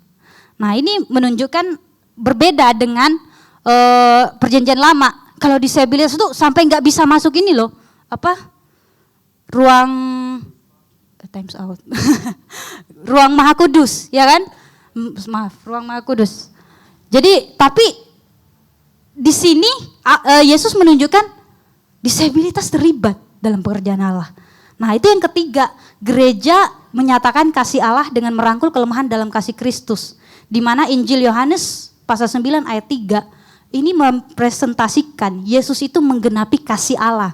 Kasih Allah yang kalau kita lihat di dalam Injil Yohanes pasal 3 ayat 16, saya kaitkan di situ ya. Di mana inti dari perjanjian baru itu untuk menyatakan kasih Allah kepada dunia. Semua orang percaya gitu supaya tidak ada yang binasa. Kalau kata semua orang berarti penyandang disabilitas juga berhak mendapat keselamatan gitu kan. Nah jadi di sini saya menekankan kalau Yesus itu memberikan bukan hanya mengerjakan menggenapi keselamatan, tapi mau menyampaikan Allah itu mengasihi semua orang, termasuk penyandang disabilitas. Dan siapa yang harus dipresentasikan itu untuk memberikan kasih kepada mereka yang tidak terlihat gitu. Kalau di zaman-zaman Yahudi orang-orang buta, istilah cacat ya, sebenarnya tidak boleh pakai cacat, istilah orang disabilitas ya, orang-orang miskin itu terpinggirkan.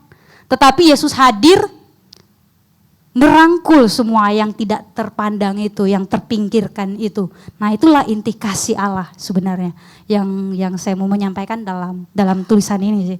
Jadi saya tidak bisa sampaikan lebih panjang karena times out dari tadi. Tapi saya tutup dulu. Mana kesimpulannya? Belum habis tuh kesimpulan. Jadi jangan udah banyak tanya ya.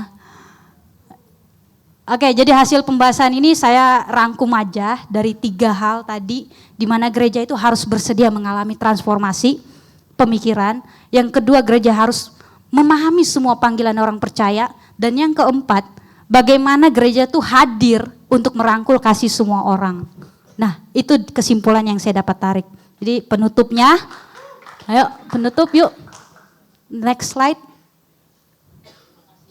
Nah, saya memegang prinsip bahwa selama saya menulis ini, saya ada satu prinsip yang saya pegang. Kekurangan itu bukan sebuah kelemahan, tapi sebuah kesempatan untuk menemukan kekuatan. Nah ini juga yang dibilang sama Rasul Paulus, sebab justru dalam kelemahanlah kuasa Kristus menjadi sempurna. Jadi berbahagialah kalau yang lemah-lemah itu. Ya. Tadi berbahagia mens, ya. Ya itu saja dari saya. Saya berharap tidak banyak pertanyaannya, 10 menit. Ya. Baik, terima kasih Kak Yuli atas pemaparannya. Mungkin ada yang mau bertanya? Agak banyak ya. Oke, mungkin yang belum bertanya. Ya. Yang belum pernah bertanya. Oh, mungkin di sebelah sana. Albert. Oh, Catherine. Oke, boleh. Catherine dulu mungkin. Ladies first. Oke, shalom, selamat malam. Ini singkat aja pertanyaannya. Ya. Bagaimana peneliti memandang tentang hukum tabur tuai dalam Alkitab? Sekian dan terima kasih. Oke, nah sebenarnya dalam tulisan saya itu ada membahas tentang hukum tabur tuai ya. Nah seperti yang saya lihat tadi, saya bilang tadi, di perjanjian lama itu menunjukkan Allah itu seperti Allah yang mengerikan gitu. Ya, sangat menekankan hukum Taurat, tabur tuai gitu kan, mata ganti mata, gigi ganti gigi ya nggak sih? Orang jahat dibalas dengan jahat. Orang ahli Taurat tuh mengenal seperti itu. Tetapi di perjanjian baru, saya menekankan dalam tulisan saya itu Yesus hadir untuk menyatakan kasih Allah. Jadi seperti yang saya bilang tadi, jawaban Yesus, pertanyaan murid-murid Yesus itu menunjukkan konsep yang dipegang oleh murid-murid Yesus itu masih begini. Orang disabilitas itu karena dosa ya gitu, masih dikonsep di situ kita lihat loh, mereka masih memahami di situ. Tetapi Yesus hadir menjawab bukan karena dosa, tetapi karena pekerjaan Allah. Sebenarnya kalau memandang tabur tuai berarti nggak ada kasih loh di situ, ya kan? Kalau kita melihat tabur tuai itu, you jahat kita balas jahat. Tapi di dalam perjanjian baru, Yesus hadir, you jahat, you balas kebaikan. Orang tampar pipi kiri, harus kita bagi pipi kanan. Itu loh. Ngerti gak sih? Ngerti ya? Apakah Catherine sudah mengerti? Ya. Jadi sebenarnya di perjanjian lama itu masih dengan hukum tabur tuai, tapi beda dengan di perjanjian baru. Kenapa saya menarik perjanjian baru? Kalau saya bisa bilang perjanjian baru itu hukum kasih yang kebalikan gitu. Ya. Kalau orang tampar pipi, ini yang sebenarnya Yesus mau bilang. Kalau mata ganti mata, gigi ganti gigi. Tapi kalau orang yang jahat sama kamu jangan balas jahatan. Itu sebenarnya. Jadi jangan kasih stigma maksudnya. Tidak ada stigma dalam hal ini. Gitu. Yesus mau mematahkan stigma-stigma itu yang masih dipahami oleh murid-murid Yesus. Gitu maksudnya. Terjawab nggak sih? Terjawab. Jawab ya. Oke, terima kasih kepada Katrin. Lanjut untuk Albert, pertanyaan terakhir untuk menutup sesi kita kepada sore hari ini. Oke, mungkin langsung aja ke pertanyaannya. Tadi kan dari tema besarnya itu adalah radical inclusion. Nah, aku tuh ada sedikit notice ke pengertian radikal. Kalau radikal secara umum itu menunjuk pada pandangan, sikap, atau tindakan yang sangat ekstrim atau mendasar dalam suatu konteks tertentu. Nah, aku mau bertanya, kayak dari penjelasan dari awal sampai akhir tuh, kayak aku nggak menemukan di mana letak radikalnya kayak gitu. Terus pertanyaan yang kedua itu, dari yang kakak jelasin sebenarnya ada sangkut pautnya sama pertanyaan yang sebelumnya. Gimana cara kita itu menghancurkan stigma negatif tentang disabilitas di kalangan pelayan? Mungkin itu aja Kak, terima kasih. Oke, makasih pertanyaan. Berapa pertanyaan tadi? Sorry. 1 ya? Nah, Dua, dua tentang radikal ya. Yeah. Oke, kalau sebenarnya kalau fokus ke judul saya tadi gak ada kata radikal, itu background aja tadi. Ada di radical inclusion. Itu background. Ya. Background. Jadi saya radikal itu radical inclusion tuh sebenarnya dari background saja ya, bukan. Kalau baca judul tadi saya tidak kata radikal. Kemarin ada tapi saya karena sudah revisi dia dihilangkan ya. Jadi saya sudah jawab ya. Sudah jawab pertanyaan pertama? Ya ini pertanyaannya kok. Ya. Oke, pertanyaan kedua ya. Sorry bisa diulang pertanyaannya? Kedua tadi slow. Saya agak kurang paham kalau cepat-cepat. Stigma ya? Bagaimana menghancurkan stigma negatif tentang disabilitas di kalangan pelayanan. Pelayan gitulah. Nah, oke. Yeah. Oke, tadi kan saya punya penelitian itu berfokus pada gereja, betul? Ya, gereja. Gereja ini kan kalian ngerti sebagai gedung, bisa kalau figuratif itu gedung, tapi kalau kita istilahkan pengertiannya dalam teologis itu persekutuan orang-orang kudus, melibatkan pribadi demi pribadi. Yang bertanya mungkin bisa mendengar ya, karena yang bertanya. Oke, jadi tadi bagaimana? Ya kan? Nah, tidak ada cara lain selain menempatkan diri sebagai seperti seorang disabilitas gitu. Makanya saya bilang tadi penelitian ini harus dipandang dengan perspektif disabilitas. Bagaimana kamu konsep itu penting, pengetahuan tentang disabilitas. Kalau kamu nanya bagaimana mau mematahkan stigma itu, Anda harus memiliki pengetahuan tentang disabilitas dulu. Mindset dulu harus dimiliki pengetahuan. Kenapa? Kalau tidak ada pengetahuan tentang disabilitas, nanti kamu salah pelayanan tentang orang disabilitas. Menurut kamu mungkin ini udah benar, tapi kalau kamu tidak punya pengalaman disabilitas, itu bisa salah. Apa maksudnya ya? So sebab itu penting, pengetahuan disabilitas itu penting gitu. Gereja itu saya ada tadi nggak sih saya presentasikan, kalau gereja itu penting untuk mengetahui tentang disabilitas. Sebab itu judul saya itu tentang konsep. Konsep itu pandangan, pemikiran tentang gereja inklusi, tentang keterbukaan. Jadi awal keterbukaan itu adalah memiliki pengetahuan tentang disabilitas. Bagaimana Anda hadir sebagai gereja yang terbuka, yang menyatakan kasih Allah seperti Kristus, dia mematahkan stigma tentang orang yang memikirkan disabilitas itu dosa loh. Tapi Yesus tidak memandang itu, bukan dosa. Tapi Yesus tuju kepada kasih. Bagaimana saya bisa menyatakan kasih kepada orang-orang ini? So Anda harus hadir bukan bagaimana mematahkan stigma. Anda harus hadir bagaimana Anda hadir sebagai Yesus yang menyatakan kasih. Ya, karena kita di lingkungan istilah Bapak ya apa ya?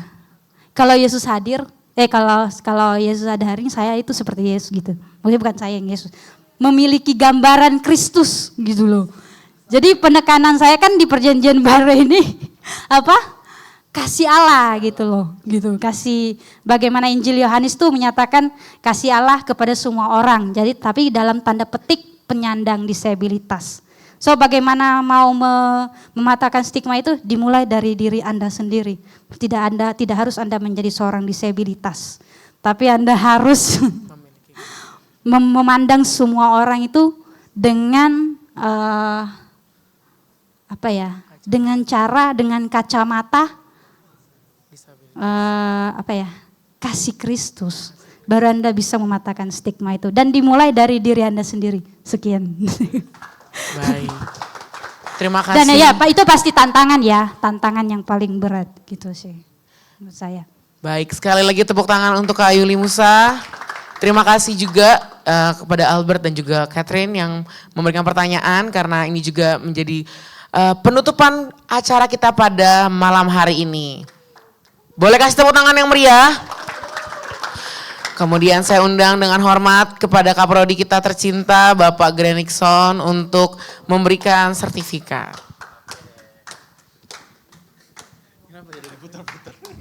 Cek.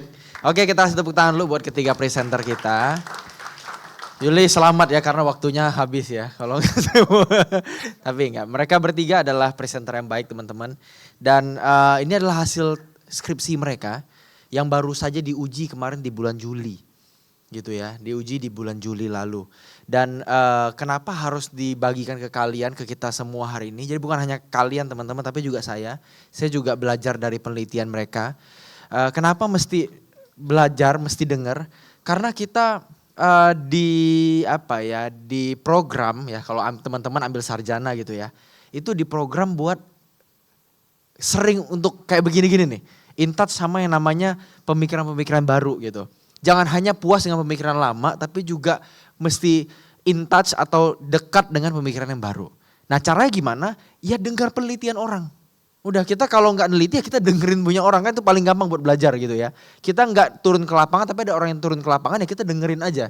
Itu kan istilahnya jembatan keledainya gitu ya. Cara cepat untuk memiliki sesuatu gitu ya. Oleh karena itu teman-teman kami dari Prodi Teologi sangat berterima kasih, sangat mengapresiasi.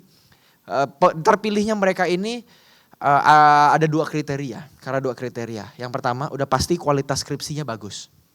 Gitu, udah pasti kualitas skripsinya bagus. Dan di angkatan mereka juga ada kualitas skripsinya bagus juga. Tapi kita kan gak bisa undang semua. Tapi yang jadi kriteria kedua mereka diundang adalah mereka punya keunikan di skripsinya. Isu yang diangkat itu spesifik dan personal. Ephraim dengan personalnya dia dengan dunia hewannya gitu kan. Benar gak? Dead fish, second account-nya aja dead fish ya kan. Nah, itu second account yang ini ya sakral ya, gak boleh semua orang follow kayaknya ya. Meli dengan pengalaman sebagai perempuan, tentu ada menstruasi bagi dia. Karena tidak semua perempuan menstruasi tadi saya bilang. Yang ketiga Yuli, seorang penyandang disabilitas sejak lahir dan dia menulis apa yang dia alami. Gitu ya. Jadi mereka bertiga menulis sesuatu yang dari mereka sendiri dan itu suatu hal yang unik untuk dibawa ke teman-teman gitu ya. Oleh karena itu teman-teman, sekali lagi saya mau undang mereka bertiga maju ke depan. Boleh maju ke depan? Nah, kita dari Prodi Teologi mau kasih hadiah kecil-kecilan gitu ya, hadiah kecil-kecilan. Dari STT Ekumene sih, dari STT Ekumene kita mau berikan apresiasi buat ketiga orang ini ya yang sudah bekerja keras dan membagikan dengan baik gitu ya.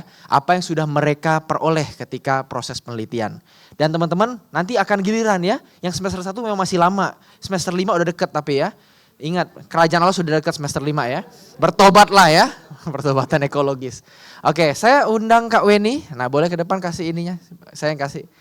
Jadi dari STT Ekumene melalui Prodi Teologi kita mau berikan ya ada amplop putih tahu lah ya isinya apa ya kayak nggak ketahui aja isinya ya kan. Kita akan berikan apresiasi masing-masing ya kan kita.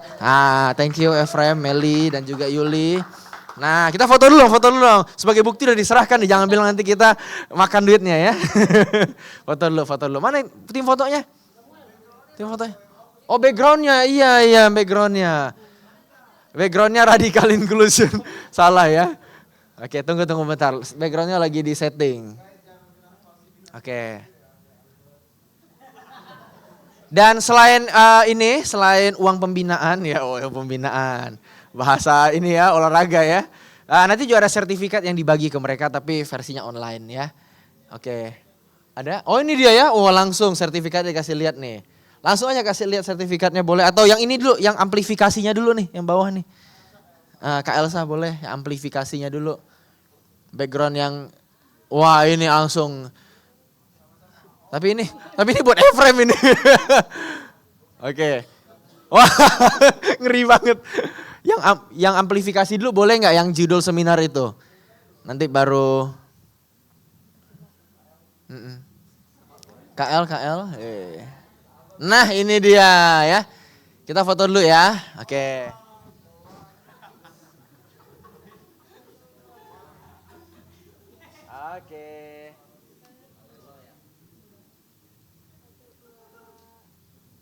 Oke.